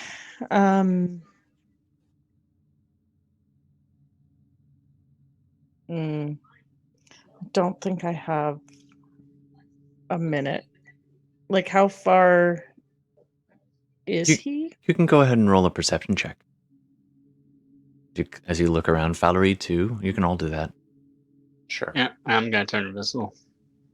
Why isn't it rolling? There we go. Ooh, not 20. Ooh, Nice. just a 10. Okay. I'm probably distracted trying to hide. Yeah. Okay, and all right, nice. All right, so 19 for Falurie, 10 for Gordon, and nat 20, which brings to 21 for Darmita. So you're busy. You look around for any sign of incoming trouble, and you see a slight swirl of the cloud above you, probably a good 600 meters away, like up into the sky, and you see this just an ever so slightly like twist in the cloud, as though something just plunged through it, and you can just a little whiff of like something blurred and moving, and it's really hard to make out from this distance. But you can see something above and on about a 45-degree angle out over the sticks currently. Darmita, you see that as well. Falurie, Gordon, you're busy looking for a place to hide. There's not a lot up here. It's kind of exposed, so you can go for the crypt and hide in that, or not the crypt, the cairn. You could hide behind the tree. There are different trees dotting all the way down the path, so that's probably the easiest one. You could also try to duck behind a boulder and hope not to be seen. Gonna go for a boulder. Okay. So you go for a boulder and go ahead and roll stealth. Darmita, with that nat 20, you kind of take a few steps out of the away from the edge, just trying to get a little bit of distance. While you're rolling a stealth 25. check, go ahead, Darmita. Your eye trails along the tree. Go ahead. The reason I was looking was because I wanted to kind of gauge how much time I had, because if I had enough time, I wanted to use my hide in plain sight. How long does that take? A minute. to create the camouflage from any natural occurring All right, material. you can start doing that. It might not finish in time, but it might be worth it. It's your call. It says you can try to hide by pressing myself up against a solid surface. Okay, the nearest thing would be the tree. All right, I'll do that. Okay, so you press up against the tree, and Fenris ducks behind. Falurie is invisible off to the side. You start kind of just dragging a few bits of rock and dust and kind of covering your cloak and hunching it up over your face, and you find yourself, Darmita, you just have one eye kind of peeking out while the cloak is kind of hiding your shape, and just trusting to your instincts and your ability to go invisible under darkness, and just really nudging right into the tree. And you notice that being, it's shifting almost like it's in one spot for a moment, and then a few seconds later it's further along, and a few seconds later it's further along. And did you roll stealth? No, I was gonna check to see if I got the hide in plain sight or What not. does that do for you? It gives you advantage? Yeah, it gives me a +10 to my stealth. All right. Yep, you can go ahead and roll stealth with that. I'll say there's enough time at this point. Okay. You had enough warning from Jander. That's a 28. No, that's a 38, because you still have Pass Without Trace. Yeah. And they would stack. Welcome to the club. 30. You are incredibly well hidden, tucked up against this tree, your face kind of pressed, a few inches away from the bark. And you see this shape emerge right at the edge of the cliff. It's almost like this puff of smoke, and this head emerges, an equine head pokes out as this thing leaves the ethereal plane. And you see the face you've seen once before, this nightmare horse with burning red eyes and mane, as it steps out, and just this click, click, click out onto the cliff face. You also see on the back of this nightmare, kind of casting off the ethereal plane like a cloak, you see a face and armor. You see a heavily armored with spikes and plate mail and a full helm, these red glowing eyes, a massive sword slung off to the one side. It's a Narzugan. You fought one of those when you were just outside the High Hall. You recognize this. It's essentially a high knight of hell,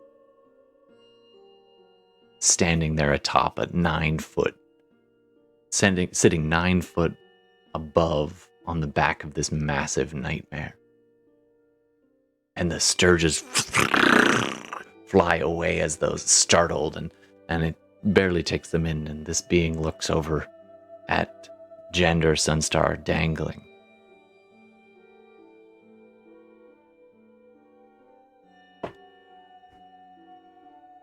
What news?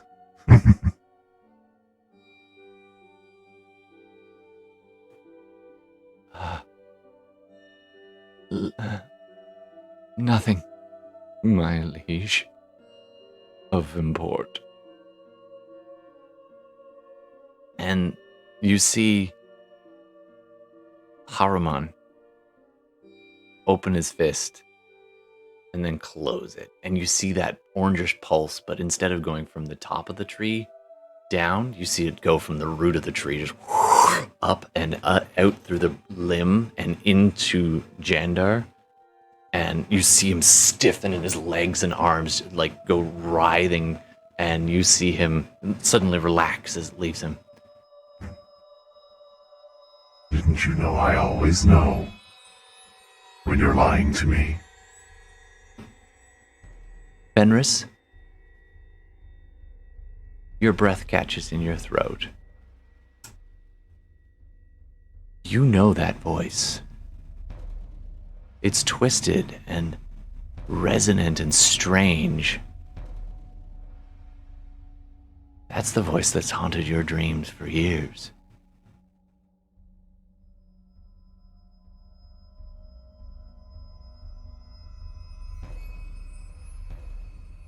Falurie, you see this Narzugan. Doesn't appear to see any of you. You're huddled and hiding in a corner, invisible, just praying to God, because these things are... You've heard tales. Darmita, you're a little distracted when you look up at the tree branch in front of you. And etched in infernal, foot above your head, you see a name hanging below the empty spot. Nishida. High crimes against a commanding officer. Her spot currently dangling empty. Full blood staining the tree in front of you. The Narzugan dismounts from his horse and walks forward to the tortured Jander. Now, let me rest a while, and then you will tell me what news. He turns around and starts walking into the cairn. Fenris? Okay, so when you said haunts my dreams, he's that voice in the dreams? He's twisted and turned in a way that he wasn't back in Salem Rock. But that's not surprising, because he should be dead. Yeah. What was once Austrin is now walking into this low-lying cairn in front of you. He has to duck a little to get in. Disappears into the shadow, the nightmare pawing at the ground, leaving these charred marks outside the door with a horrible whinny.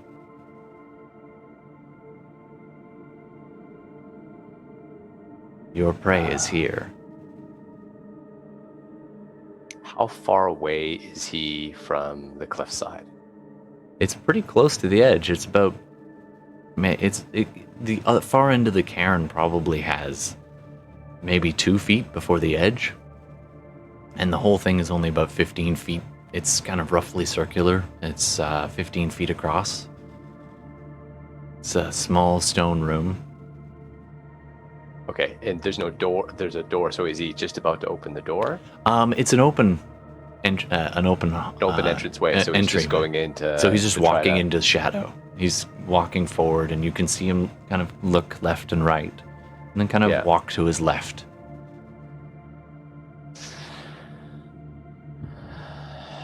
And with that, I think we're going to take a short break. Okay. All right.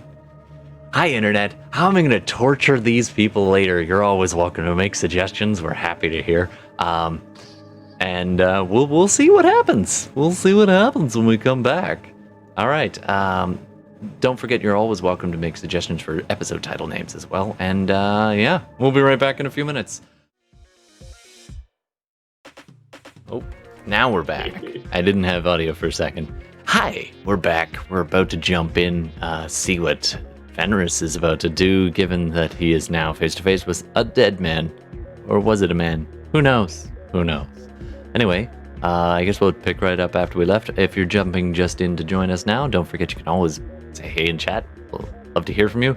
And also, we change our game around for you if you want to spend some plot points, if you watch, and we'll fit it into the game somehow. And Yaofen? No. It's too far, man.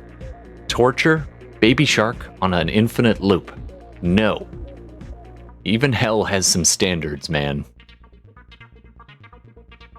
You not heard of the Geneva Convention?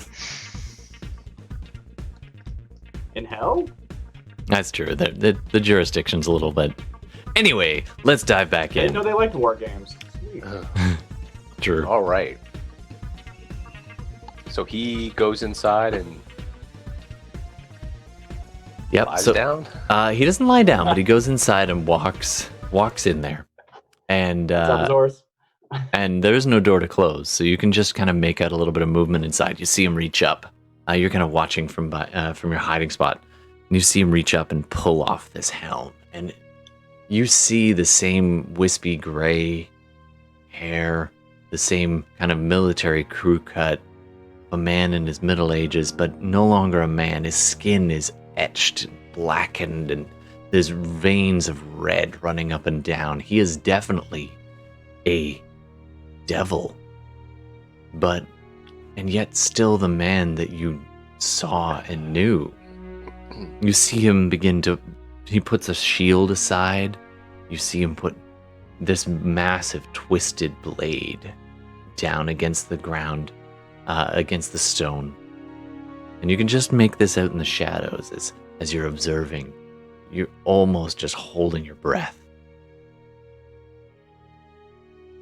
I quickly look over at Darmita, and I mouth.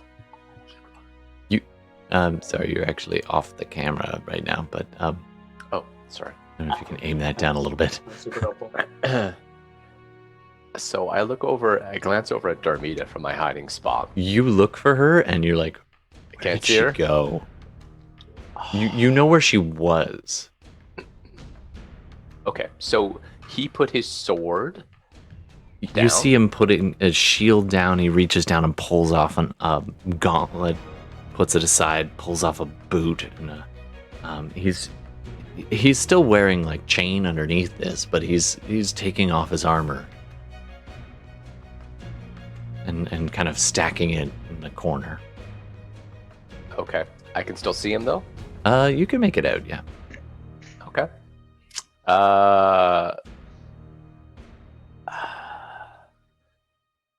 I am going to quick cast telekinesis. All right. Okay. It is. Does that have a verbal component?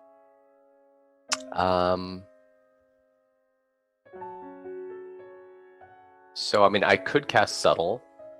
Sure, call me. You know what? Yeah, If you to your both, though, point. right? Yeah, I'll just subtle because we're not in combat. So I'll subtle cast so he can't see to get the drop on him. Sure. Okay. So you spend Yep. the sorcery point reaching out to the shadows around you. Just you whisper the spell into your hand, and it becomes this thread that you can then weave. You blow on it ever so slightly, and this invisible force-like hand comes to obey your very will. Okay. And I grab him. All right. First of all, just so we can keep things on track, let's get you to roll initiative. This will be a surprise round, obviously. He is not expecting you. I'm also going to try and fix the cameras because they got done all messed up. 21. 21. All right. I should probably write this down. What do you think? I think this is relevant information. All right. 21 for Fenris. Are you wanting in on this? Anybody else? Why don't we all roll for initiative? I got 21 as well. Nice. You got 27, but I'm sorry. Say that again, Falurie? 27. 27? Monks, man. Monks. All right. So Because you have alert or something? I think observant or something. Yeah, it's because of a feat. Let's see which one. Yeah, Oh. alert. You're right. Yeah, that's why. Nice. That is some rolls, folks. So, having not encountered one of these before, nor having history, why such a bad thing? What do you guys want me to do? Well, at this point, I don't know that you can communicate that without giving away your position. Yeah. Okay, well, I'm gonna. Well, in character and everything, then I'm just gonna hold an action then. All right, what action do you want to hold? I'll hold an attack. All right. Ranged or No, okay? so melee. A melee attack for anything that gets up in your face. Now they are fairly far away, probably a good 30 feet from that little building. So it would be a hustle for you to get there. But actually, no, you're a monk. You can just go wherever you want to go because you're a monk. Rules don't apply to monks. Do you have a map then, or? I suppose we'll get a map out. All right, fine. No. I should have known that. Micro instead of macro, you know. Yeah, that's fair. All right, let me pull that up 1 second. All right. We are I hate to be going. that guy. No. You gotta have a situation going on here. So you can probably now see the map as I load it in here, and it's gonna look slightly different than what's appearing in front of you in just 1 second. Blacked out right now, as far as I can know. tell. Yeah. Okay.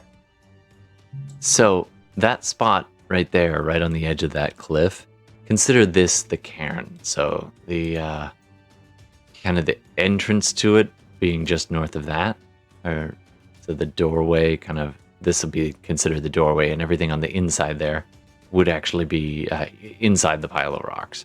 And then the large cliff face behind you is just kind of rolling cliff, and then the tree I'll draw in 1 second. Come on. There's like a series of trees, right? It's not just like the one that There are, but the other ones are Jandar pretty. is? The other ones are. This is so big. The other ones are Okay, fair pretty enough. far away. that makes sense. So I will draw in that tree in just 1 second. So the edge of it goes kind of that. Let's just say that tree with those random spikes and jutting out, and then there's the longer kind of spike on which Jandar is dangling, is that one protruding, and there's a few others, and it's about that big. So y'all can go ahead and place yourselves. Can you see that okay? This circle's like a trunk. Is that what this is? Yeah, it's probably a little, it's maybe not quite as big around as that, but the top part would be. So yeah, that's about right. I'm trying to grab it, but it's not letting me. I mean, I would say I've been kind of like, hiding, something like that? Yeah. Now, Darmita, you would have been right up against that tree. You were pressed right in here. And Falurie, actually, you're a little bit further back than that, Fenris. You would have been hiding kind of in this little nook. There are some boulders and stuff. Where, like here? Yeah, let's say, you were kind of in that little nook right Sure, in there. done. Okay. And I'm going to put this on the screen so that people can see what we're talking about. I think I fixed the cameras, so don't worry about folks. We'll get your eyes on in just 1 second. There you go. All right, having a good game over there, Darcy? You decided not to join this particular party? Nice. I appreciated you were throwing the art up there for a few minutes. That was fun. You found that perfectly timed, too. I was like, yes. All right. That's why you're the art guy. All right. So where would you see me? Said about nice. 30 feet away from. Yeah, you seem to be pretty good about there, and you were pretty much invisible, so that's fine. I forgot that for some reason, after I draw stuff, I can't select it anymore. I know, I have that same problem, so it's not just you. I don't know what's up with that. Well, it might be something to do with, like, layers. There. I like the etching, though. That's good. All right. Fenris, you've cast your telekinetic powers. So far, haven't done anything with them. What do you want to do? Actually, Falurie is holding an action. Fenris and Darmita at the same time. Darmita, you have just made out in Infernal the name of your mother. She was here. It's her brown blood staining the tree dangling down. She was probably about 15 feet above you. And the blood actually runs down pretty much right in front of where you're sitting or standing. All right. So, what do you want to do, Fenris and Darmita? And then we'll resolve it. Just declare it, and then we'll resolve. I am Oops, I see. using my telekinesis to silently grab Nice. Haruman. Sorry, I just noticed that our cameras are still kind of messed up, so I have to fix that. So you're going to silently grab Haruman. Make your roll. Okay, it's a resisted ability check. Absolutely.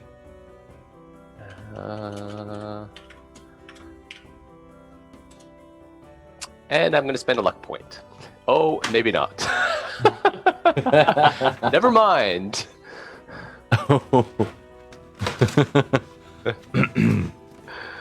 Well, that didn't go so well.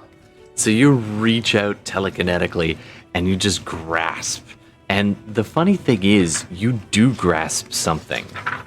And it grabs and pulls free. And you kind of give it a little tug and it moves 5 feet towards you. And it's the chest plate, which is just unbuckled. And the pauldron's attached. And like the armor just that he was taking off, you grab a piece of that and pull it forward, and it's dangling in midair in front of you. Well, I let it go, and I just, you know what? Like, it's a surprise round, and I've revealed myself, so I'm like, yeah, Austrin.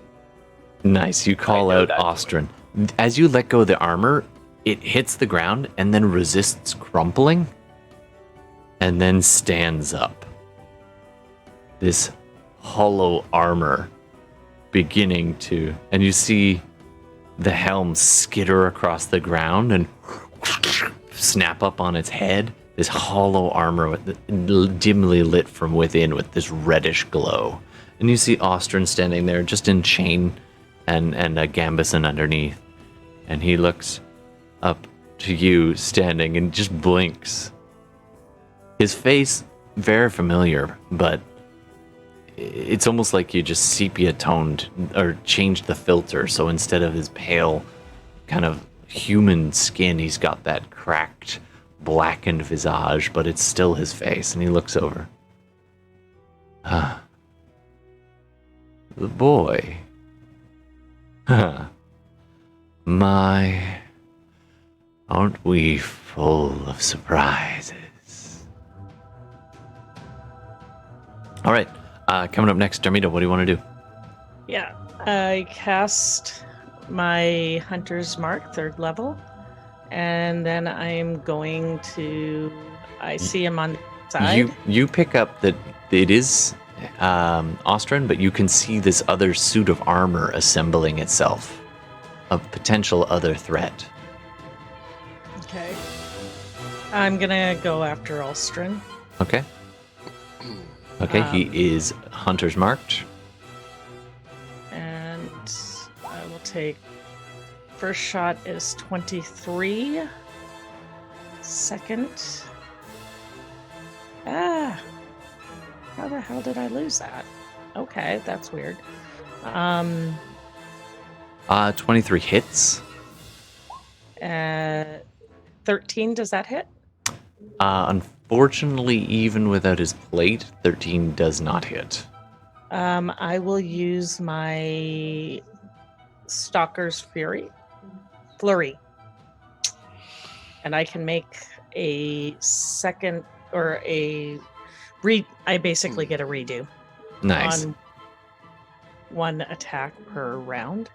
So as you do that, this almost unbidden howl begins to just and you keep saying fury, so I'm gonna roll with that. And so you just start to just call out almost barbarian-esque, and you just channel some of your anger, and you fire another shot. Just the first one has only just left the bow, and you're like, I know it's not gonna hit.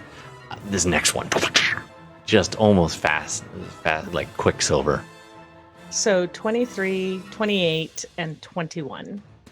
Okay, that's going to hit. All of those are going to hit him. So go ahead and roll some damage. Or was that the damage? That was to hit. That was to hit, and then damage is Okay, so for the first one, it's 8. And then 28. 28. And 8, 41. yeah, 42. Total 41. of 41, but don't you have a D8 that you roll? Yeah, plus a D8. So 41 plus a D8. 42. that is incredible. Just first round, just all these bow shots just chaining one after another as these arrows strike too, and the only wisp is on the back of his neck. He gets this little I'm in danger, and bam, bam, bam, the arrows start slamming into his chest, and the smug smile almost slips from his face as he looks over and sees you. All right, coming up next. At Sorry? that point, when I make eye contact with him, I just Nice. Blown a kiss. I love it. All right, coming up next. It's his turn. Isn't it surprise round over? That's true, actually. That's the end of the surprise round. So, Falurie, what do you want to do? doesn't All right, well, I'm gonna get- fly to. Go ahead. Sorry. Nothing came within Falurie's range, so he didn't actually trigger. All right, well, now I'm gonna. I will place the helmed Yeah. horror, which stepped into existence. There's actually nobody there. You're fighting shadows. So, that's not what I want. All right. So, in the entryway, you see that Narzugan there. You also see a very similar looking thing, but it's actually just the armor that he'd been wearing. And that was dangling closer to Fenris. I'm going to just rename that real fast. Where's the nightmare? Yeah, that's coming up next. Cool. 1 sec. There's the... I wasn't sure if Ostrin's riding it or not. No, the nightmare Or not was Ostrin, actually Pyramid. Whatever. waiting just up here, just outside. I Cool. forgot to mention that. And... Oh, by the way, this is Oh, by giant the way, horse. Gigantor horse. Apparently, it's huge. So, was Darmita shooting this one, or? Actually, you know what? I'm just gonna switch the icons just so we don't get confused. The knight is going to be the armor, and the Narzugan will be Ostrin. That makes, even though he took off the armor and is now the knight, this still makes more sense. You're right. Yeah. All right. All right. So, do I see? I see all three. I take it. Yes, you do. Okay. And I saw that Darmita shot here. Yep. So I'm gonna go here. Those were Sounds like heavy this. shots. Yeah. That armor is still busy assembling itself, by the way. All right. So I'm gonna hit this person here. All right. You kind of Yes. glance over at Fenris as you approach, and you saw Darmita just unleash on this thing. So you just run right in there and start wailing Oh on yeah, it. that's the only that's how I know that. Okay, now it's actually hostile. So Yeah, this party and has I started. saw it. Exactly, and I saw the arrows going towards this one. So I'm like, okay, I guess this is the person they want us to get. So we'll do. Your Town recon strike. mission went to active fire real quick. Yep. All right. Ooh. 21 will hit Ostrin. All right, so that's the first attack. Hmm. Awesome. Are Bing. are your claws? Yeah, so they're magical. Yeah, they're magical. Just double checking. Okay, so 5 for first one. Ding. Nice. Okay. Every then we bit counts, let's go man. for second attack.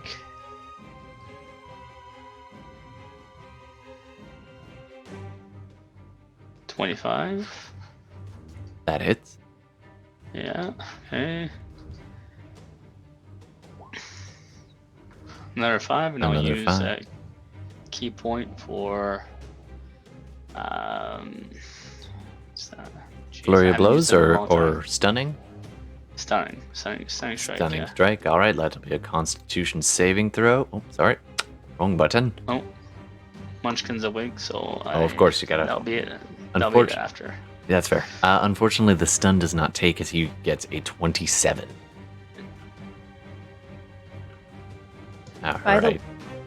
Can Lulu do initiative roll? Absolutely. Do you want to drag the old man in? Does anybody have his icon?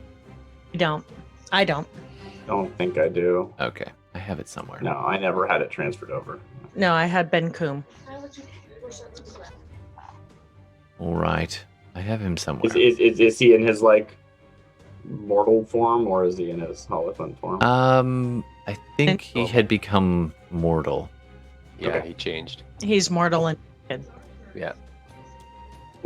Where did that go? Should be here somewhere. Sorry, folks. Excitement, I know. There he is, the old hermit. And he will have been pretty far back.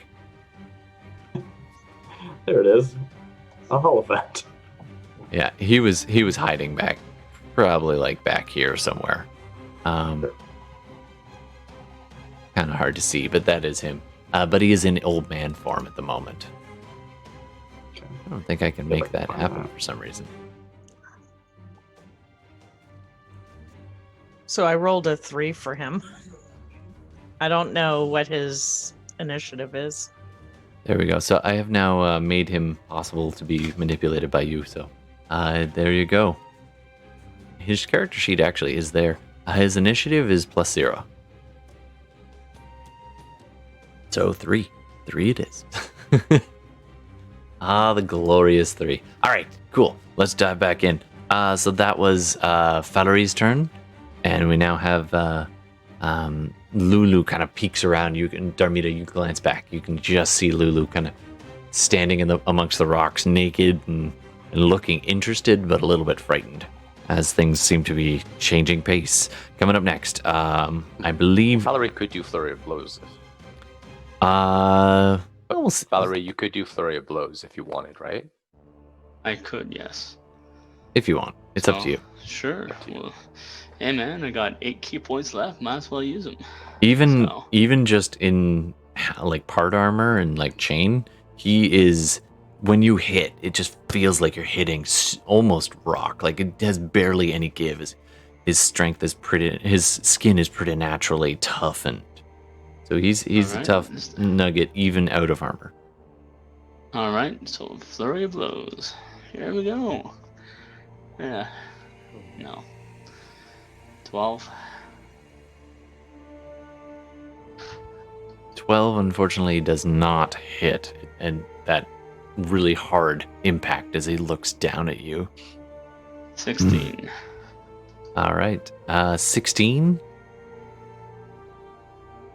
does hit. Wait, tie goes to the defender? Nope. Oh, okay. Meets beats. So, yeah, that does hit as you're just like, he looks down at you and you're like, whack, one more shot across. You bring an elbow up. An 8. Nice, nice, nice. All right. Falorie's been unloading on him. Coming up next, Fenris, Darmita. You're on basically the same time. What do you want to do? With my action, I am going to try to grab him again with telekinesis. All right. Contested roll. Contested roll.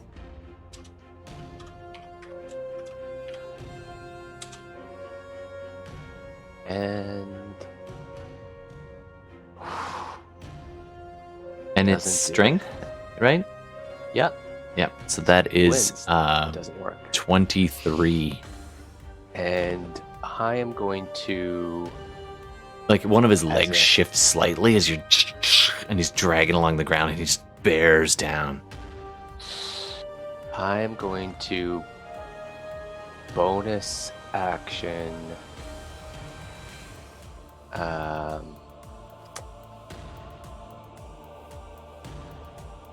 I am going to, let's see. I still actually have a lot of sorcery points. I am going to bonus action cast, and I'm going to cast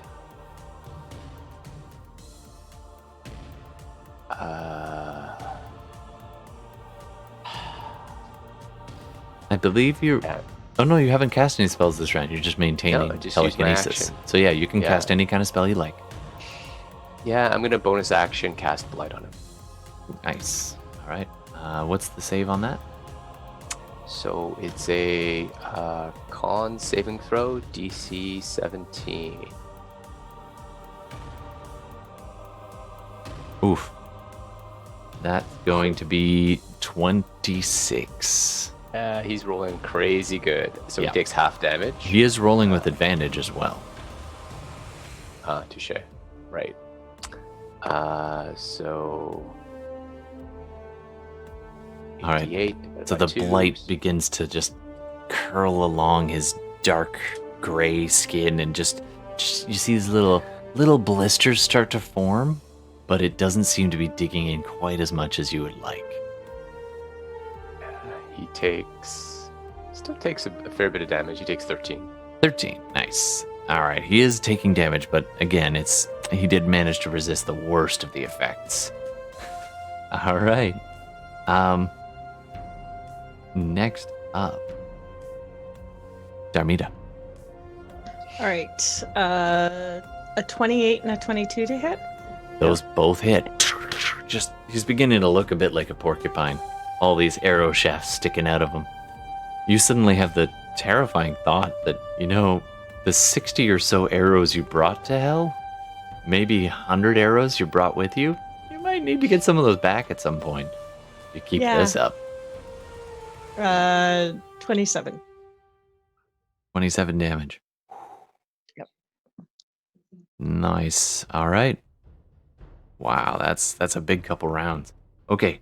Coming up next. Ostrin. Ostrin, his smug smile is totally gone from his face as he looks at you all. And oh, wait, hold on, sorry. As he says, Oh, we're not done yet. and he reaches. Oh, I hit a button. He reaches up and just brushes down his body, just snapping the arrow shafts as he goes. The arrows just out of his body, and he's just like, and this red glow pulses from in the bottoms of his hands, and he's just like, and as his hands come away, the wounds are just knitting themselves together, and all the arrows just fall to the ground below.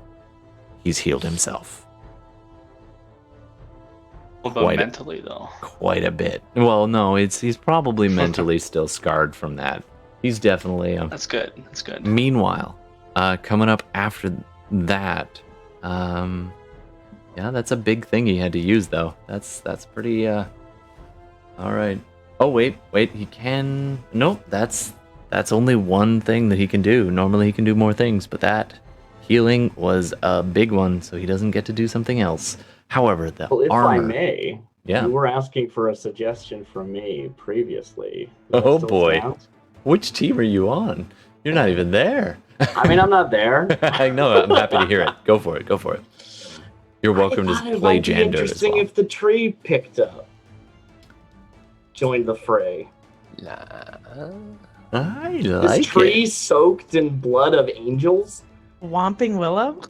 I think we might I have mean, that.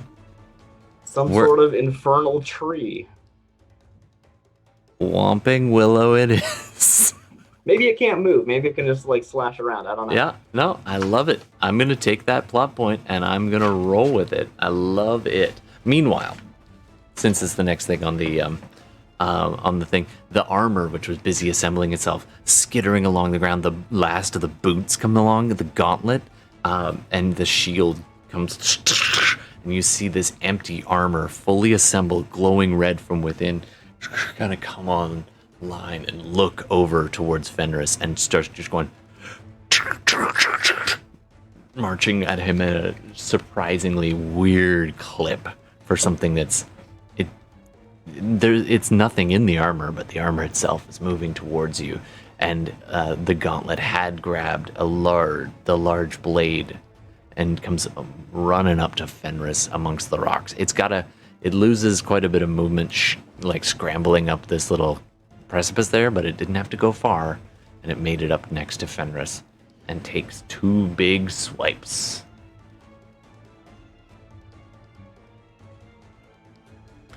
One of them just clang, and actually, sorry, the first one, let's resolve this in order. The first one is 21. That will hit. Okay. The first longsword strike just slashes out at you. That's going to do 12 damage, and can I get you to do a Constitution saving throw?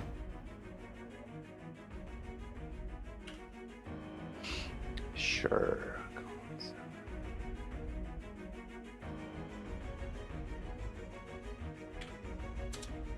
26. All right, so you pass. So you are not poisoned. Not that it would make much difference. You're not a melee guy, but that's what happens. Okay, so the first strike hits true and did some damage. Then he rears it back to plunge it through you and stabbing downwards. And you sidestep, and it wedges in between 2 rocks and just holds fast. And the armor kind of tugs and tugs again. And on the nat 1, the blade is wedged. It can't get it out right now. So it's going to have some issues in a moment. At this point, ooh. I should roll con Hey, save thanks very much for the raid, by the way. Cantrip Cast. Welcome to the stream. We're SideQuests Live, and we're in the middle of a battle in hell. Woohoo! I'm gonna roll to keep my concentration. Absolutely. Yes, please. Roll for concentration save. And I'm gonna spend a luck point. Of course you are. That's 2 luck points today. By the way, thanks for the follow. I didn't spend the first one yet. The first one. Thanks for the follow. We're getting the Cantrip Cast and Ozzy Lives Forever, and thanks very much. Yeah, we're having a great time. And oh, by the way, something we do is you can watch for a bit, get some points, and you can spend some plot points and affect the game, make suggestions, and so on. They are currently fighting on Harumun's Hill, up on the top, facing an old enemy named Ostrin. But yes, thanks so much for the follow, and you too. Do not the cleric. That's fair. Yeah, you don't want to mess with the cleric. All right. Speaking of which, this party could maybe use a cleric. But anyway, so you spent your luck point. Yep, and I got a 20, so I kept my concentration on telekinesis. Nice, perfect. All right, so you still have telekinetics up. All right, coming up next, the Nightmare. It rears. It had started fading into ethereal, kind of just grazing, and then it boom bursts back. Its flame-covered mane just bursting back, and it looks towards Ostrin, and he gives this nod, and the Nightmare clambers up, and hold on, gotta decide what that Nightmare's gonna do. The cleric says, if you kill one, they can get 1 wall, and Dono is my name. Nice. Dono the cleric. Sorry. Thank you. Dono the cleric. I'm sorry. I thought it was Do Not the cleric. Dono the cleric. Very cool. And also, absolutely, Alphan. Silver hand. Nice. All right. So yeah, the horse is going to just come up and try to clobber at Fenris if it can get there. It does not have that opportunity, so instead it's going to come back down around and go after Falurie and just try to clobber him from behind. Do it. Does 19 hit you? Well, yeah. All right, so that's going to be a heavy 13 points of bludgeoning damage and 7 points of fire damage as the flame-etched hooves slam into your back. Don't ever get kicked by a horse, especially a hell horse. All right, coming up next, we've got... okay, that's about it for now. Top of the order. Falurie. Lulu does nothing? Alright, so... Right, Lulu's going to close a little bit and call out, Look out! The old man, naked as the day was born, further down, kind of running towards... He can't see Darmita. No, he can see Darmita. She's revealed herself by shooting like a half dozen arrows in like 6 seconds. So he comes running forward. Oh, I can help up, and it just gets to about there on his turn. All right, coming up next, top of the order, Falurie, our Arakocra monk. So who do you guys want me to get? Keep on this guy? You guys have fought these guys before. Take out the horse quickly. Okay. So I turn to the horse and do an unarmed strike at him. All right, Mr. Ed is yours. Apparently not. Oh dear. Let's try the second attack. Where is Not my... even close. Oh, All right, so Whose side are you flurry on? of blows. flurry of blows. Jesus Christ. It doesn't have the biggest of AC, but an 11 and a 12 are not going to cut it. Tabarnak. Oh my god. One more. Another 11. Can he... And an Oh, one. Oh my. oh my god. All right. So, here's what happens. You're just... And this horse is shifting left and right to dodge the few, and it looks down at you. The last one, it opens its mouth and you punch in, but it's just flames inside, and you're just like, oh, I kind of missed. And then it clamps its mouth on your arm. And you're like, what? So you actually will have disadvantage on the next attack you make next round. Because of the nat one. Sorry, pal. I like to be mean with my nat ones. It's for my days playing Shadowrun, which I want to play next week, by the way. I'll Anyway, start rolling up in their character. Don't worry about it. no worries, no worries. It's early days yet. All right, next up, Exactly. Fenris and Darmita. Okay. I am going to grab a hold of Alstrin/Haruman again with telekinesis with my action. All right, make your roll. Tested roll. Ooh. Ostrin Very is... He doesn't have Awesome. advantage though. he does because he's magic resistant. Oh, no, That's this only is for to resist. Oh, that's true. So he's just rolling straight, which would be an 18. But he's still That's still pretty wins. heavy. That's What's the club? 23. Wow. Yeah, okay, so he has the same bonus as me, so it's basically we're straight rolling each other. This is like when you fight the bad guy yet again later in the game from an earlier level, but now he's like, "Roar." Roar. Okay. Actually, he looks up at you and says, Didn't you learn the first time, boy? This isn't. The offer still stands. If you want it, if there's anything left of you to serve the cause. You guys have some strange friends. all right, Darmita. Oh, did you have a bonus action or anything you want to do? Or move? I could, yeah. I am going to... So the sword is planted in the stone, right? Yeah, it's wedged. The wedged. sword by the helmed horror is wedged. Okay. So I am going to start. He'll get an opportunity attack, but whatever. Yeah. 5, 10, 15, 20, 25, 30, and I'm going to do a bonus action, but do your opportunity attack. All right. Does actually it goes? Oh, it's got disadvantage. Does 21 hit you? He has +7 to hit, huh? Holy crap. Okay. Oh, sorry, 20. 20 does hit me, except I shield. Nice. So it actually just goes to pull and it's wedged, so it just takes a swing at you with its fist. Its gauntlet. It doesn't even have a fist inside. And as it comes swinging towards your head, you just boom, up goes the shield, and you get clear. All right. What do you? That's your turn, Darmita. Unless you're gonna do a bonus. Yeah, I think I will. Sorcerers and their will. bonuses, right? Yeah. I think I'm going to bonus action blight the horse.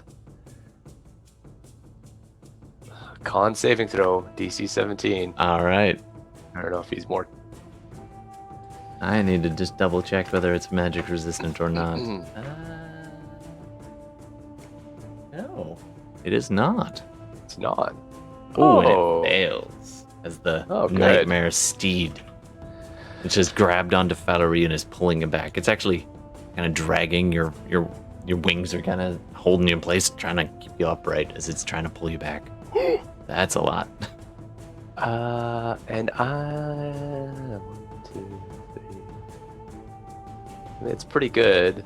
I'm going to spend a sorcery point to expand, like to Yep. Go ahead and empower that. reroll to empower it. So I'm going to replace the 1, the 3, and the 3 4s actually. So I'm going to keep the 7, the 6, and the 8. All right. So 21 plus whatever you roll. Yep. Ooh, 52. Seriously? Seriously, 52. All right, you just look up at this nightmare and it's dragging and you kind of lock eyes with it for a second. It's strange, fiendish nature. There's a strange intelligence to this beast and it locks eyes with you. And then the eye goes milky white and then blisters and pusses and it just begins to swell on one side. It lets go of Falurie and shaking its head back and forth. And it begins kind of nudging the ground, trying to claw at it, and you see this pestilence spreading from its eye across its face and over the ears, and the boils begin to come up, and then all of a sudden they begin to start to burst, and the eye itself is swollen out of shape, and it glares at you as it's like the one eye bursts, and it shudders and just begins to kick and thrash on the ground in this random circle. Is it dead? You dropped it. Whoa. That was Nice. that was to the That was a very hit high roll. point. Yeah, that was a good roll, man. That was well done. Nice one thing going their indeed, way today. Yelfen. Nice indeed. That's an epic blight. All right, Yeah. coming up next, Darmita. Well, since he's taking care of that, that was going to be my next mark, but I will continue in the vein that I've been doing, and I'll look at Alstrin and smile, and yeah, see what he's got coming his way. Ooh, crit. Damn. I think you're about to undo a lot of the healing he just did. Oh, So 28. I will. So I get to also crit my. you know, with all the RP you guys do, I forget exactly how good you are at murder. So yeah, I do get to crit my. Yeah, so you roll Anything 3d6. you roll. Anything you roll gets critted. So. Oh, that's all right. 39. Yeah. In a single shot. Whack! Ostrin's just brushed off your stuff and he looks towards Fenris and he starts to raise his hand up, kind of in that direction, a little bit left of Fenris. And all of a sudden the arrow just takes him like right in the underarm, just and you see the arrow poke out at the top of his other shoulder and he's just like and he turns and looks at you, Darmita, and says, I am going to stretch you on that tree like I did your mother. And I just look at him and go, come and give it a try. nice. And I'm gonna move toward Fenris. There's a bit of bad blood here for those who are just tuning in. You can't tell by the look on Fenris's face. All right, you stand next to Fenris. More shots incoming? Or that was 30. it. That was it? All right, nice. All right, coming up next, Ostrin. He looks at you both and says,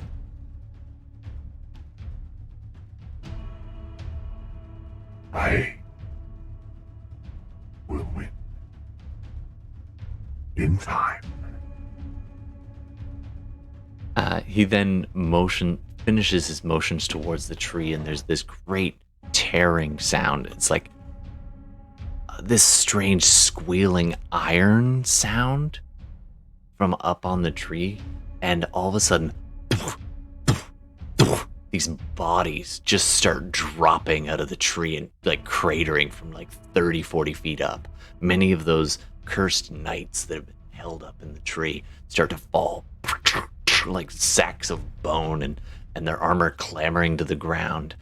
And then you see just near where Fenris was standing, a few feet up, Janda's Sunstar hits the ground, his legs bending at a weird angle, and then he straightens himself as he rises, and he looks at Ostrin. And Does the Ostrin... song "It's Raining Men" start playing, or? Yeah, exactly. All these cursed betrayers who once served the Eye of Pelor falling from the tree. 30 of them. 35 of them. Jander and the others begin to stand up, and they look at Ostrin, and Ostrin turns to them and says, I will free the soul of the ones who bring me their hides. Serve me now. and with that, I hope that's okay. I didn't do the Whomping Willow thing. It just seemed like that's it. beautiful. All the soldiers, 35 of these, including the undead vampire Jandas, turn to you. And almost with a look of apology on his face, Jandas Sunstar says, "It was nice to speak with you, but a deal is a deal." And those long fangs, and he starts to join the fight. You guys find yourselves pretty surrounded. Okay. Next up. Falurie. Actually, sorry, Helmed Horror. Yeah, Helmed Horror comes moving up towards Falurie, jumps down off that, and actually, he's going to jump down and follow you after.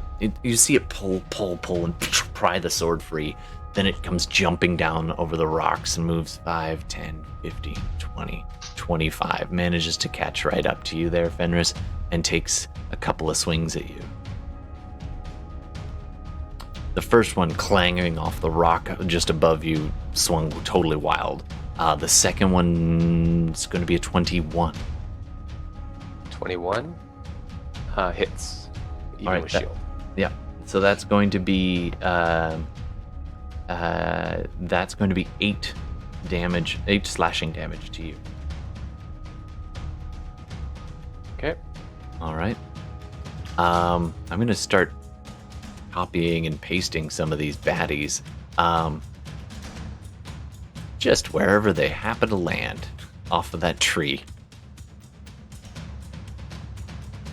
Actually, several of them have landed down near where Lulu is and begin to turn and grab at Lulu.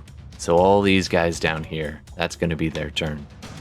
As they begin to move in on Lulu and surround him, and the old man, naked old man, looks back and forth, looks at Darmita, and then as they start to grab him and start to drag him, I'm dragging the tree. Hold on. So they begin. How am I dragging this tree the whole damn time? All right, these ones only. 5, 10, 15, 20. Oh, they can only get 15. So they only get to here with Lulu as they're dragging him off this way. Coming up next, the nightmare is dead. All right, top of the order, Falurie. All right, I'm gonna do something that I generally would never do as a Shadow Monk, but I'm gonna use the Gem of Brightness, and I'm gonna speak the second command word, which is Shadowbane, and it expends 1 charge and causes the gem to fire a brilliant beam of light at the creature. Creature must make a DC 15 Constitution saving throw or become blinded for a minute. And this is why you don't give away magical items and then totally forget you gave them. Nice job, bud. All right, so tell what's the us DC? about this. What's Describe it. DC 15 Constitution. all right, and that's at one creature or any creatures in range? No, for that command word is that the guy who's beside me. Okay. Ooh. Sorry, say one more time. What does the saving with con? Yep. Sick. What's the save level? DC 15. That's a 13. All right. All right, so that was an Awesome. action. This So- blast of light just pulses out. He's pulled out this gem You pulling your punches.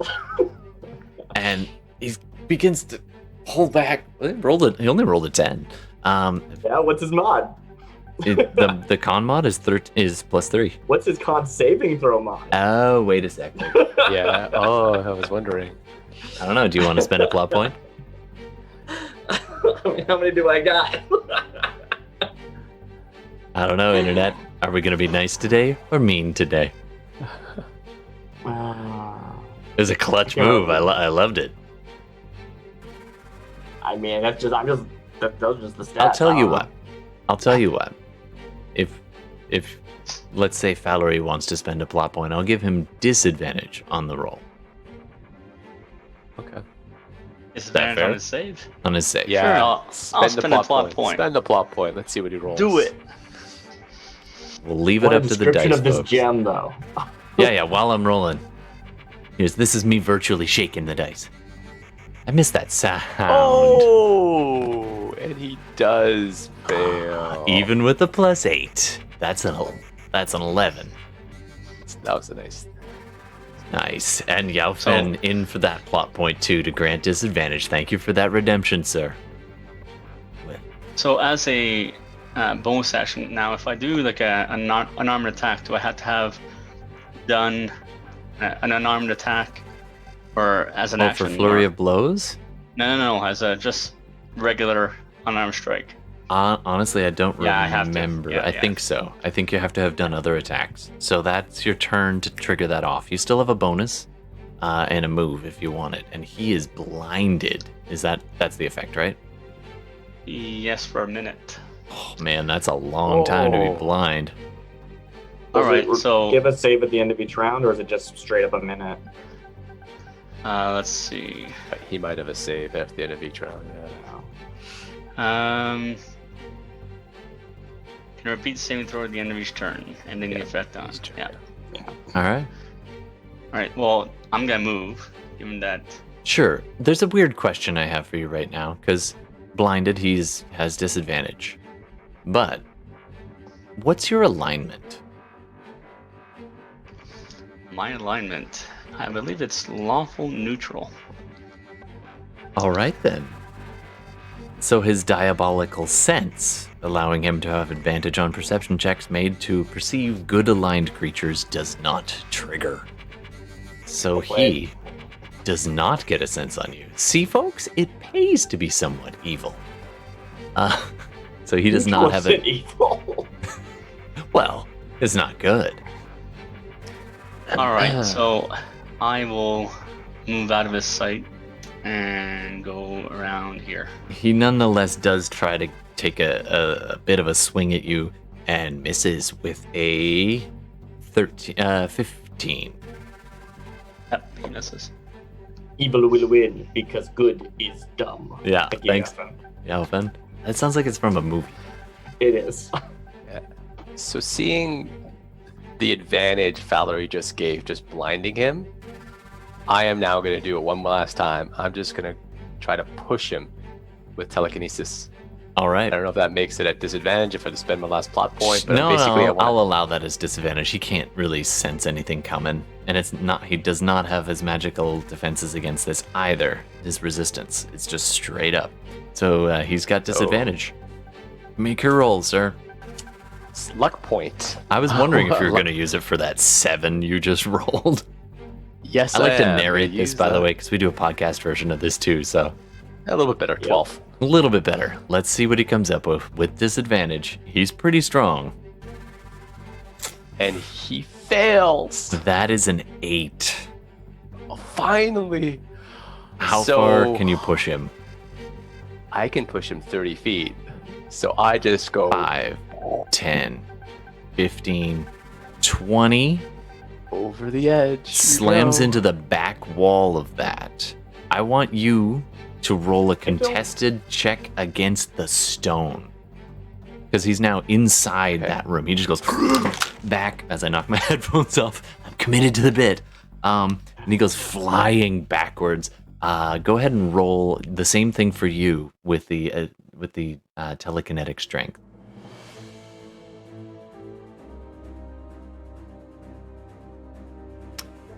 Oh, that's pretty good. And I'm just gonna roll a straight D20. We'll see how strong this.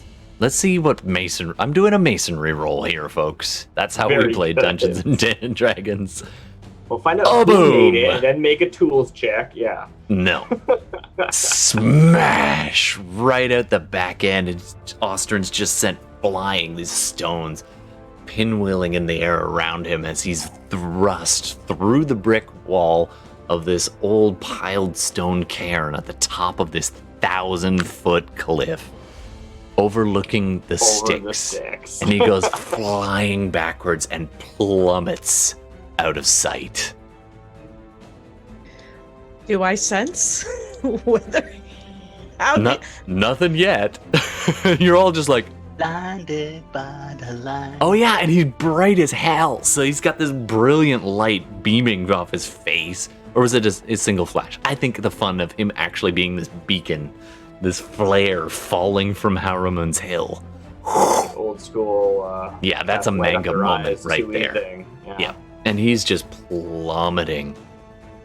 You're all just like, and you're taking in this moment for a second, and you're just like, wow.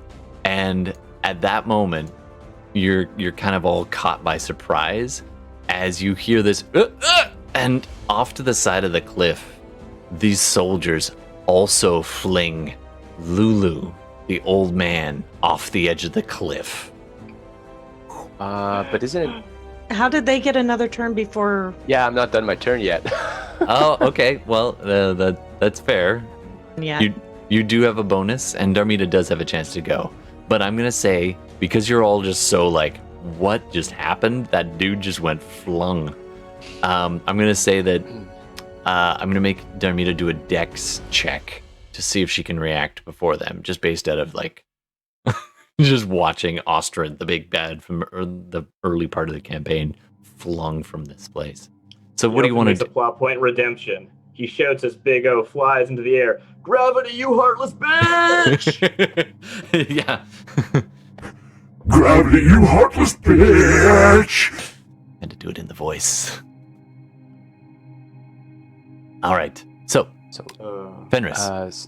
yeah. So, what I was gonna do is, did they pull him over, or are they back by the tree and pulling him, or They're midway. Like, they were a little ways towards the edge.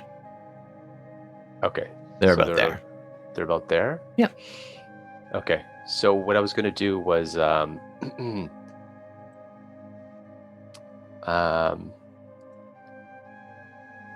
I was gonna opportunity attack 5, 10, 15, 20, 25.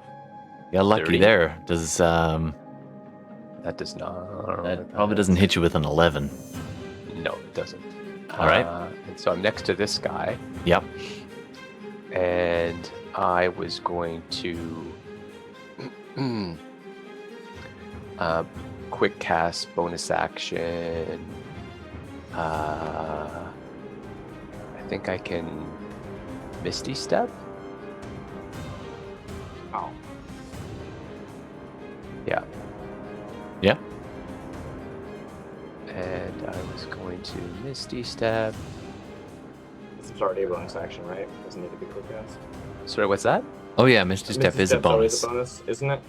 So you don't need the quick cast. Oh, I don't need to. You're right. Sorry. Yeah. So I'm not going to quick cast. Just save just, the thing. That's just do that. And I was going to basically get right next to him in the midst of it. Boom. All right, so just the shadows swirl around you for a second, and you are gone, and you just apparate next to the old man who's being held between these two soldiers with these gaping wounds in their sides, having just been flung off this And I yell at them. iron tree. I yell at them. Your master's been defeated for good now. He cannot make good on any promise anymore to you. He's gone. Their like shambling movements don't seem to slow, even though you are employing them and making a good argument. Persuasion. Darmita, not on this turn. No, this one, Darmita. not on this turn, I know.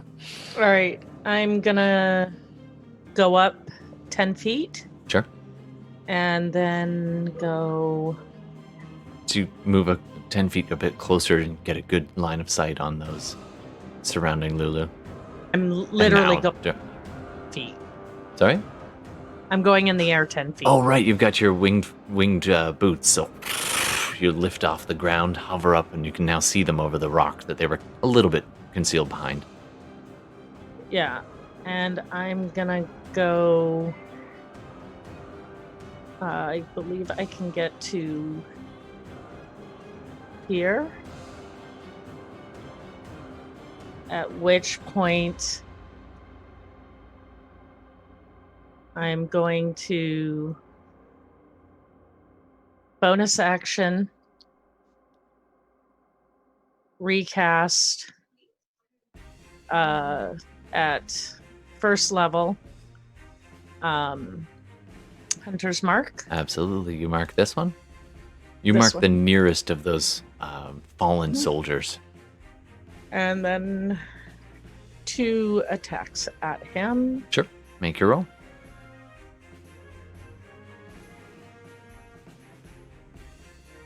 $29. That's a and hit.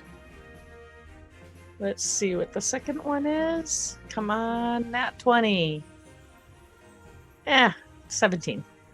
17 damage. The Seven- first arrow takes it badly in the shoulder. This strange 17 to hit. Oh, 17 hits.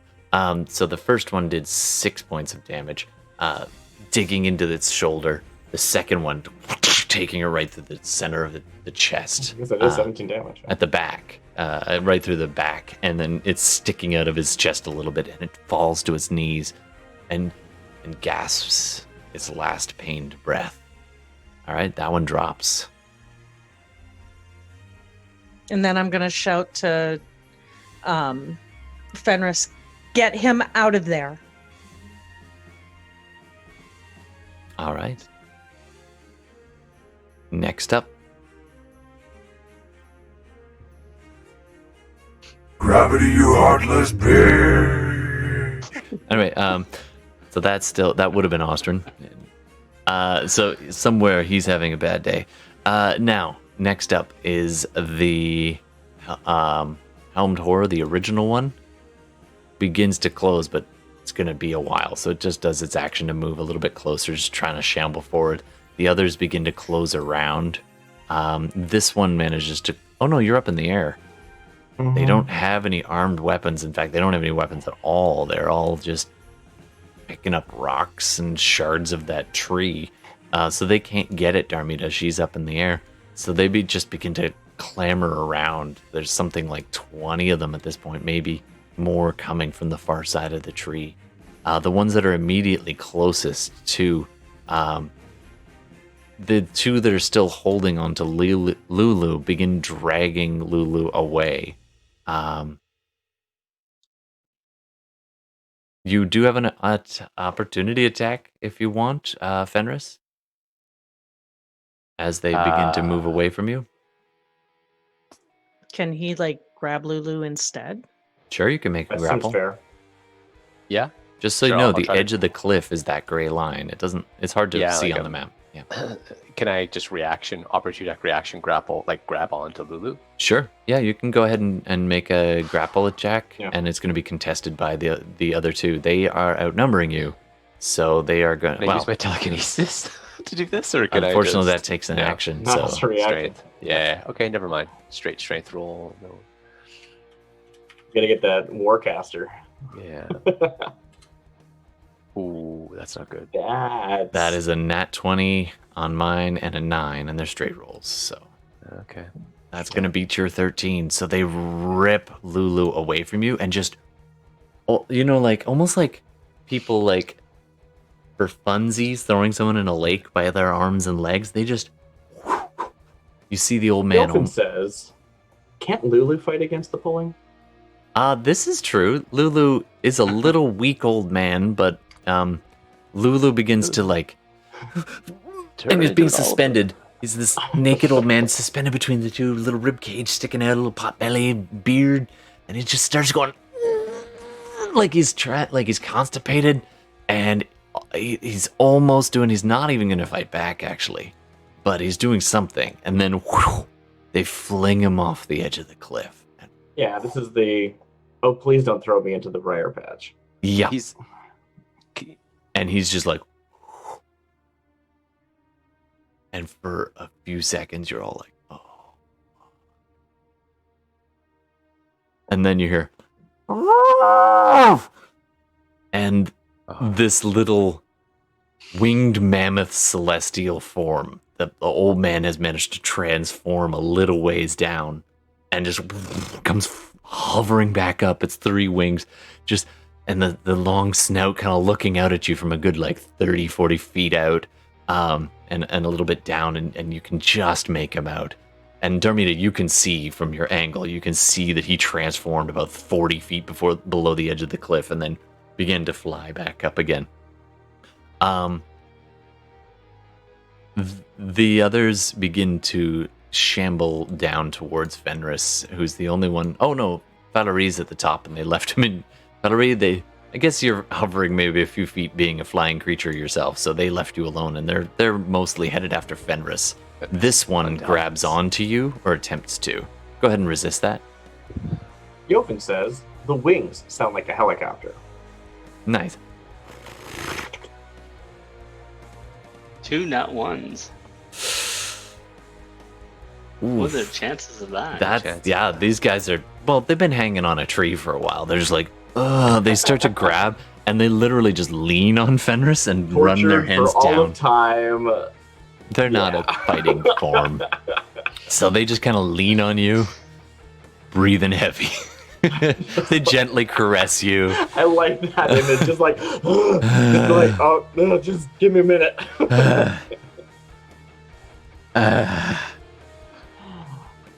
Whew. Ugh. And he pokes at this hole at his own chest. All right, so that's their turn. They even had advantage because they outnumber you. All right. Where are we? I lost track. Falurie. Top of the order. Falurie. All right. Apologizing in advance, but I'm going to be using my movement, spending a key point to do Step of the Wind. Nice. And I will bring myself right here. Woo. So if I bomb in, Just. All you see is he disappears with his puffy transportation thing as a shadow monk. No, you don't do that. Oh, you just go I'm holding. up and over and drop right down. Because all you're seeing is this bright gem that is accompanying me. So that's why. That's right. All right. And then I use the same gem and the third command word, which is, I don't know, maybe internet can help me out here, but I spend 5 charges. Oh my Causes god. the gem to flare with blinding light in a 30-foot cone originating from it. Each creature in the cone must take a saving throw as if struck by the beam created with the second command word. What direction would you like that to shine? 30-foot cone. Actually, you're a winged creature. I would even let you shine it down. Right? Yeah. But if you do that, you could hit Fenris. That's why I apologize in advance. Nice. 30-foot cone, huh? The shadow sorcerer is about to get like lit the hell up. I'm sorry, man, but I want to try and take out as many people as I can, or blind as many people as I can. So How high can you get, like based on your movement? He's got a lot of movement as a monk. well, I had some movement. I have 45, or actually 40, 40 feet of speed. Then I'm gonna say pretty much You're using a flying everything. movement, right? Yeah. Yeah, it should probably hit everything. Yeah, you're hitting everything except the one that's right on the edge of the cliff, the one that flung. I mean, 30-foot cone. If it gets the full amount, then I don't know if he can be. I don't know if she can be 30 feet up or not. And it should hit. Oh, that's No, true. 30 feet. Yep. No, I think you What? can get even that one. Boom. Yep. So you can get But them that all. only works if you're actually 30 feet away, right? Well, how that's it only fine. works, I think, if I remember With the correctly. movement of a monk, and he's got flight speed as well. Like he's up and over. It's fine. He just the Arakocra bends low and leaps into the air. The wings give these powerful flaps, and it covers the distance almost in no time. And rather than arcing up and down, he's just staying high, calculating it. Just flies over and just aims this thing straight down. What's the save? shouts out, "Long live the shadows!"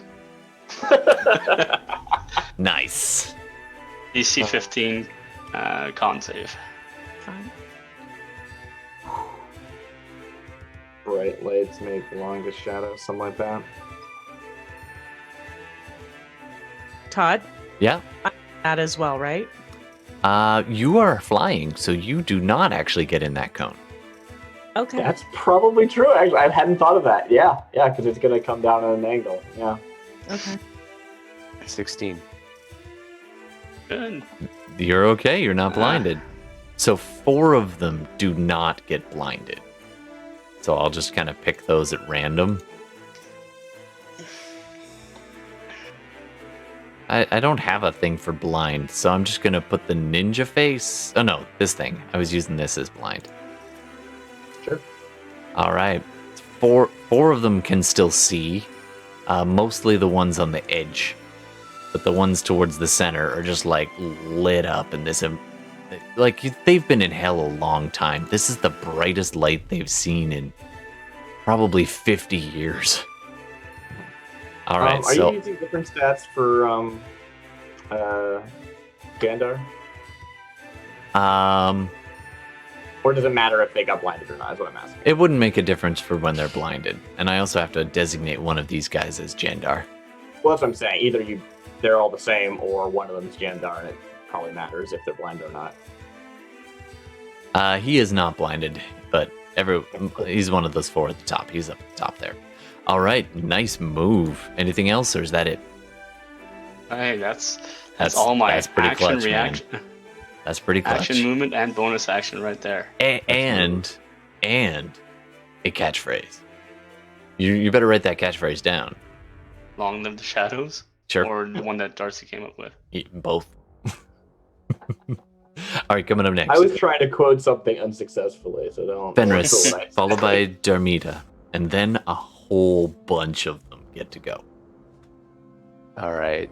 Oh, look, with- a target-rich environment. Thank you, Gavin. With my action, I am going to call out to them, following up with my yell, that your master is done.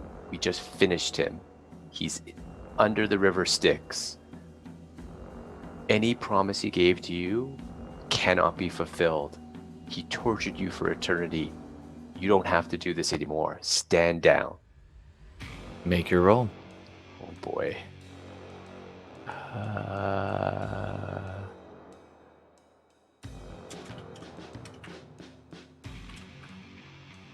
Suspense is killing me. 20.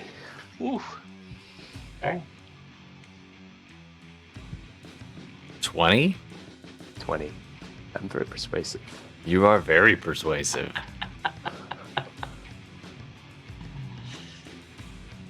I'm Somebody rolling was high on some of these. You're I think that. high. All right. But they're not modded. Okay. So a bunch of them are blinded and just kind of groping around one of them is still these two closest to you are still holding onto your clothes, and they're just feeling them and just almost holding against your skin for warmth. And yeah, the target rich environment. Oh yeah.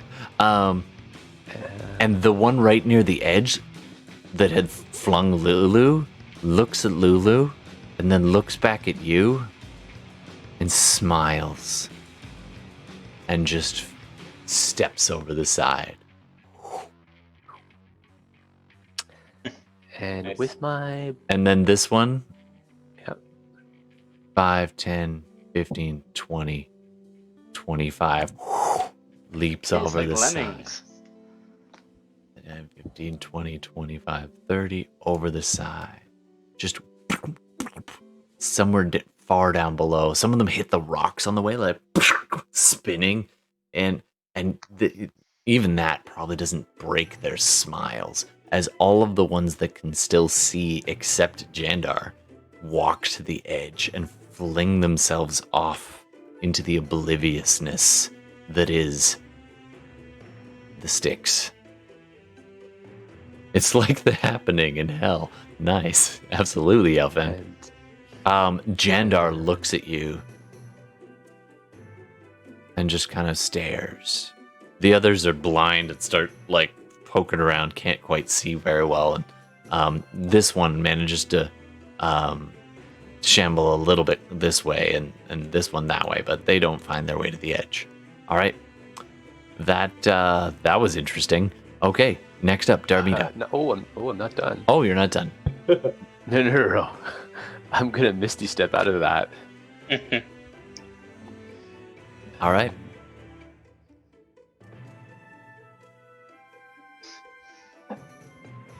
Oh, sorry.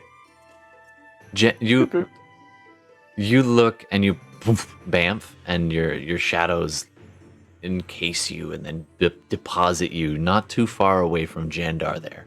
And it takes him a second to look, as he's got this haunted look in his face, and he turns and looks over to you and says,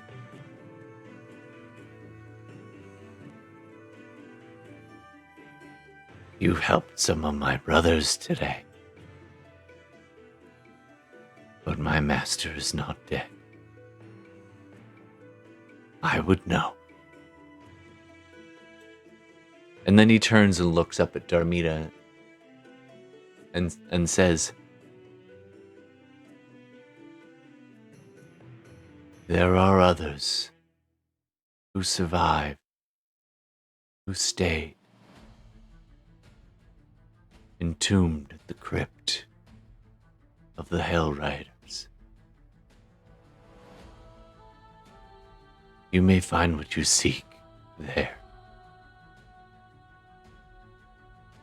And if I may," and he's looking up at Darmita and looks at her bow, "grant me a mercy."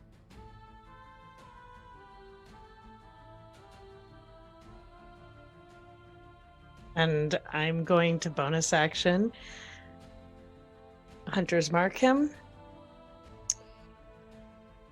Pull out an arrow, look at him and go, "Were you merciful to my mother?" He opens his eyes, looks at you and says,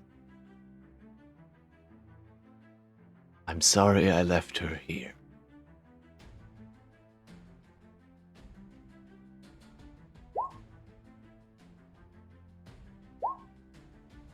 When he hits, I'm going to use my Of course. flurry. oh, just raining arrows down upon him, and he just stands there, doesn't even flinch as that first arrow goes whoosh, whoosh, whoosh. Arrow after arrow just flinging into him. That's 22, 24, Fucker. 7.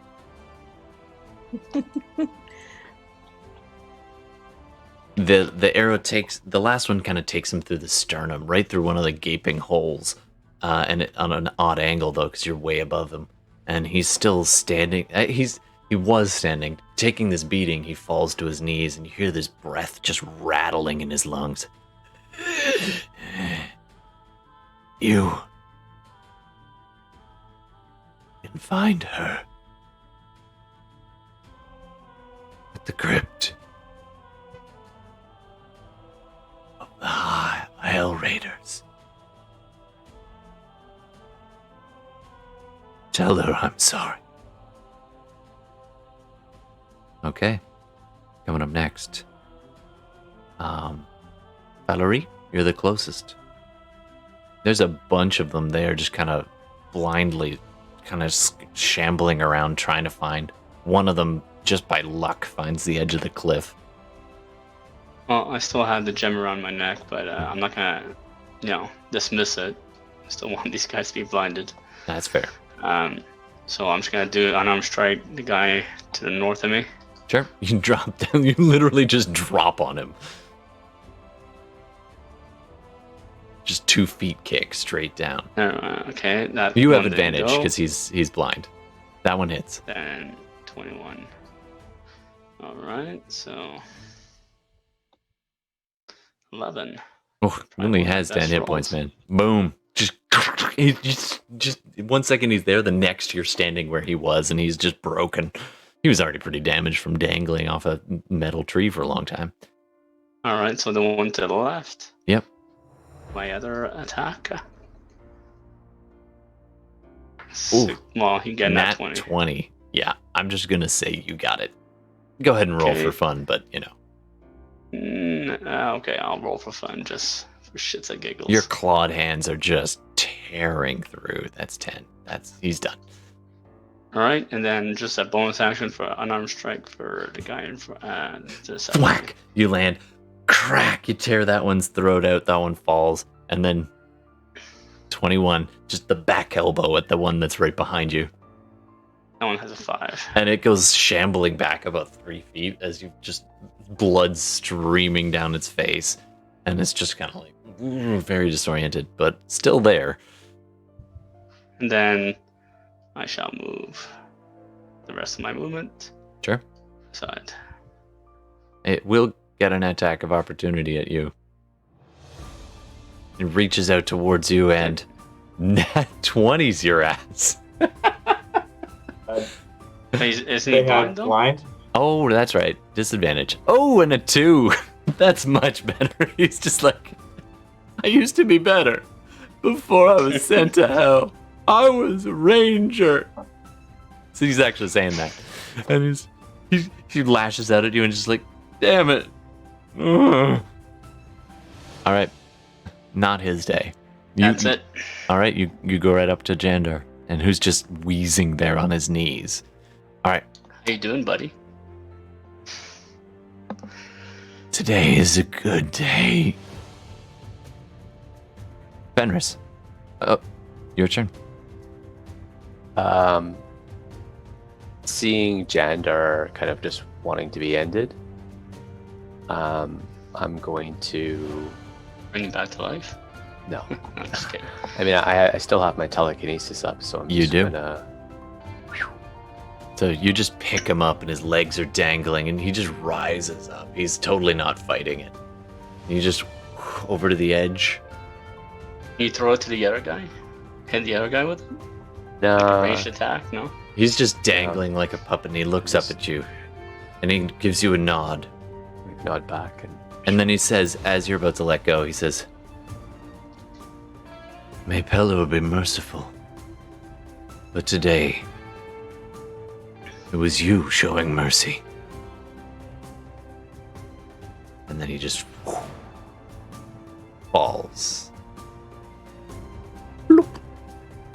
Bounces off a bunch of rocks on the way down and falls into the sticks. And I yell out to the others, it's time for us to go. All right. Kind of like, I'm moving up a bit away from people. Yep, that's fair. There are still some around, but they, having been a bit disoriented, you get a couple of minutes. Is there anything you want to do, or are you going to make your way back? Lulu kind of hovering along the side of the cliff, looking at you and watching all these bodies fall below, kind of gives this little trumpet as he's hovering with you.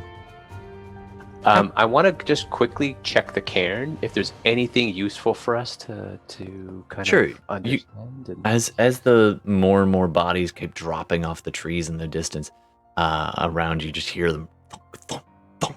There's definitely more to come, but at the moment you're free, and you glance in and you see a small stone kind of bed base with some softer things, not much softer, but a blanket thrown on the top there. It's where Herman or Ostrin would rest. And you see a small chest. Actually, it's not that small. It's about 5 feet by 3 feet, sitting there. I'm gonna lift the chest with telekinesis. Absolutely, it's yours. It lifts no Okay. problem. It is Right, closed. Okay. Camera cuts to the body of Jandar as the hand moves and clenches into a fist. Nice. I'll take the chest with us, and I basically say, "Hey, let's fly out of here. Pick up, one for pickup." Yeah. Before I'm gonna, while he's doing, Somebody I'm order gonna- Uber Eats. yeah, I'm gonna grab. Oh no, Uber Hey. Eats. Uber No, Eats. Oh yeah, Lyft. All right, so you guys start to hover up, and all of you have flight speed of some kind with you levitating yourself. Or are you going to ride on Lulu again? Well, I think I'll ride on Lulu like as soon as I can hover over and. Oh, Kinda, well, you can actually you can telekinetic your chest and ride the chest. Just stand on it and surf it. Because Sure. that'd be pretty some boss. point. Yeah, And just so, as a why point, not? so I'm turning off the gem, sure. so I'm not a beacon of light. Yeah, that's fair. The beacon that was on top. Yep. Before Time for us to- we leave, like while he's in there, Yeah. I'm to gather as many of my arrows as I can. Sure. Absolutely. Roll 2d10 for me. 13. You managed to get 13 arrows back. I don't even know if you shot 13 arrows, but you find some extras. I did. So Fenris is surfing the chest you just stole from your arch nemesis. Falorie's massive Arakocra wings lifting him. Darmita hovering on her flying boots, and you look out and you see just over the edge of the cliff, Lulu kind of looks at you and gives this appreciative nod. And that's when all of a sudden a shadow casts across Lulu's face. For a second, he looks up, and this massive bulbous body, 1, 2, 4, 8, as these strange wasp-like creatures just pile on him and just tear him from the sky, and he goes plummeting down, at which point about 4 or 5 of them begin to drag him away. Now you guys had already started moving away, and he was kind of a little bit off from you, and so it takes you a few seconds before it's just like you see him. It's almost like the camera sees him get attacked, and you're all like going across, and then Darmita looks back just in time to see him like 100 feet down and away, and being piled on by all these wasp-like creatures, and they dangle, and a couple of them sting him, and he kind of goes limp in their clutches, and they begin to fly away, almost due south.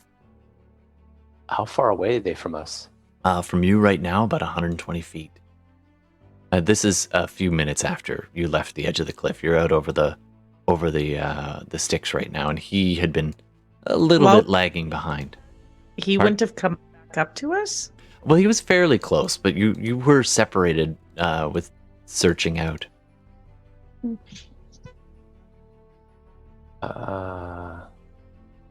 You also see about 3 more of these wasp-like creatures come diving down and start harrying, in particular Darmita. They seem to be paying attention to her.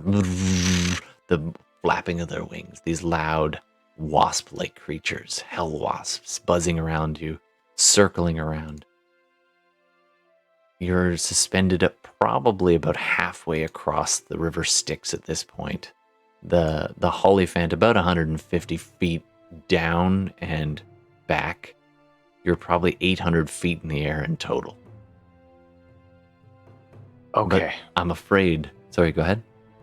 Okay. So I am going to, with the shadows within me, I am going to dimension door onto the Lulu. All right. So as those wasps begin to drag the sluggish and now very stung Lulu away from the rest of the party, Fenris just goes, wraps the shadows around him. The chest that he was riding just begins to plummet as you're no longer there to maintain the spell within range. And you just disappear and appear right next to the somewhat lucid Lulu as these buzzing wasps are suddenly like, what? And then, I guess, do we roll initiative? Who goes first? I think at this point, we are going to find out what happens with the Hell Wasps next game. Can I dive down and get the chest? Sure, we're gonna. I'll say I'll give you a reaction to just try to catch that chest on the way down. You know what? Let's resolve the reaction now, just for a second, because I will totally forget. You know what? Let's see if you catch it before it hits the sticks. Next game, we're gonna play that. Not next week, actually. I think next week we're gonna move over to Shadowrun. So actually, you know what? Next week is Christmas Eve. Oh, I suppose there's that. There's that.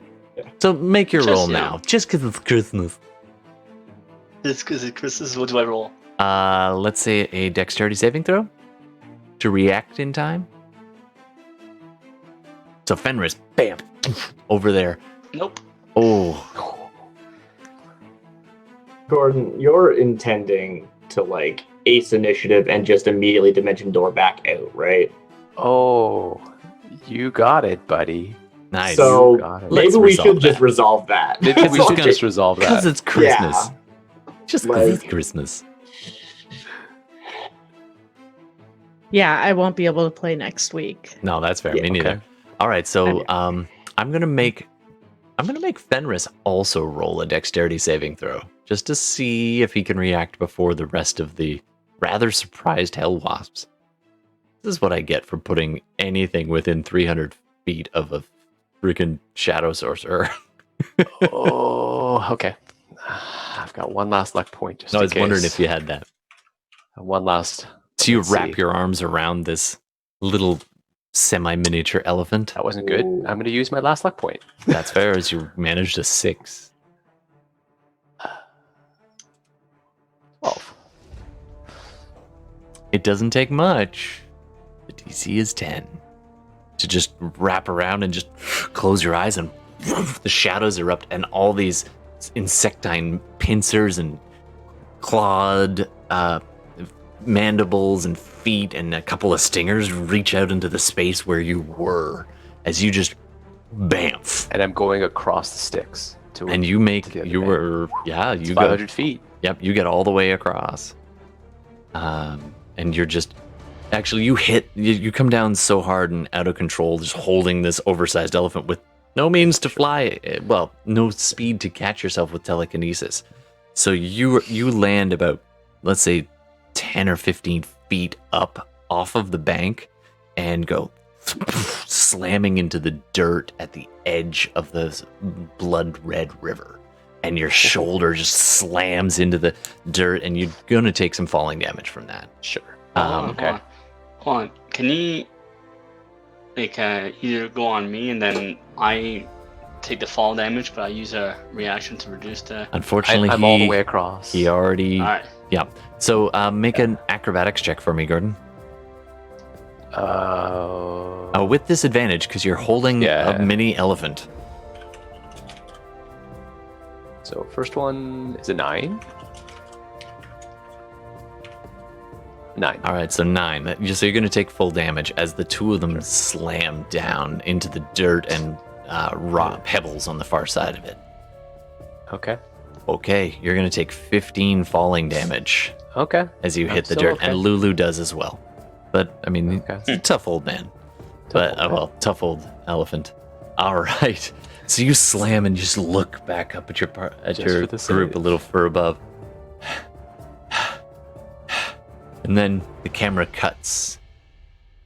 Crumpled at the base of the cliff, not quite in the sticks. You see a body, a hand. Grab onto a rock. Begin to pull itself up. Cut to black. Something. So I hope survived that. everyone enjoyed the intro to my new character. It's really exciting. A cool vampire paladin thing or something. Yeah, I'm very excited. You change characters like people change underwear, man. It's awesome. Also, Yelfin, have a good night, folks. Merry Christmas. Thanks very much for the raid, everybody who dropped Merry by for that. Christmas. That was awesome. And Yaufen for all the suggestions. Have a good night, and yes, Merry Christmas. And ow with your what is that? The Yaufen Open dog. dog. Nice. Which, by the way, if you ever get the chance to watch Yaufen's games, he runs some great Shadowruns. Speaking of Shadowrun, everybody find some time to make up a character, dust one off, because next week we're gonna be not next week. But next game we play, which will probably be midweek, because I have some time. We'll work on a schedule. If people are available. I can meet sometime next week because Yeah, I'm so- off work. So Yeah. Me too. I'm on leave until the 5th. So sometime in the following week, we're gonna do some Shadowrun. Nothing says holiday Christmas like random murder for hire. I mean, Shadowrun's got to like always take place in like the dead of winter in Chicago or something, right? Yeah. Like it's perfect. Yeah, exactly. As always, we are Todd, looking. You'll have to send me some documents, man. Oh yeah, absolutely. I'm sure I can dust off an old character of yours if you don't have one. Meanwhile, we need an episode name. So, internet, if you're watching, we always love to have you guys name our episode, or if any of the players want to make a suggestion. I still like the name we had earlier about Yeah, running naked. Pardon, what was that, Darmita? Your voice cut out as I was laughing at Yelfin's joke. The earlier comment that we had for a name about Lulu running naked. I can't remember what it was, but it was. We could watch it back, but it was something about as he comes towards you running naked or something. Something like that. Maybe I'll have to watch that back. In the meantime, I will happily take other suggestions too, if you want to drop them in chat. Thanks very much, everybody. That was fun. Christmas tree ornaments. fun. See? You guys had fun at Harriman Hill. Oh, yeah. Oh yeah. That Great was a time. good time. Great time. I love Nice- torturing yeah. all of you. Yeah. It's a good That was time. Quite a battle. All right. Thanks very much, everybody. If you have other suggestions, we put them on the Instagram. I should go to sleep because I have to work tomorrow. Hell's Ornaments. Oh, I like it. That's pretty good. Hell's Your hell. Oh, It's fitting for the season too. I appreciate that. And we had this very nice tree that was dressed up. Like it's perfect. Yeah. Exactly. And they all got shaken off by a giant cat. Wait, not quite, but you know. Fair enough. The lights were bright, man. The lights were bright. Yeah, there was a brilliant star a couple of times. That was fun. Mm-hmm. Shadow Sorcerer, no. Shadow Monk busting out the giant glow ball. Damn, did not see that coming. All right, Yeah. I All think day desperate episode, and we times, didn't man. even realize it at the time. Hell's Ornaments is gonna take that one. That's pretty good. It's very good. Thank you, Yalfin. All right, and thanks very much for the raid, and we'll see you next week. Not at our usual time. That's Christmas, but we'll be back, and we play Dungeons and Dragons every couple weeks, and we play Shadowrun starting now, probably every 3 weeks or so. That's my goal. Cool. All right, take Happy care, night, everybody. everyone. Happy holidays. Happy holidays.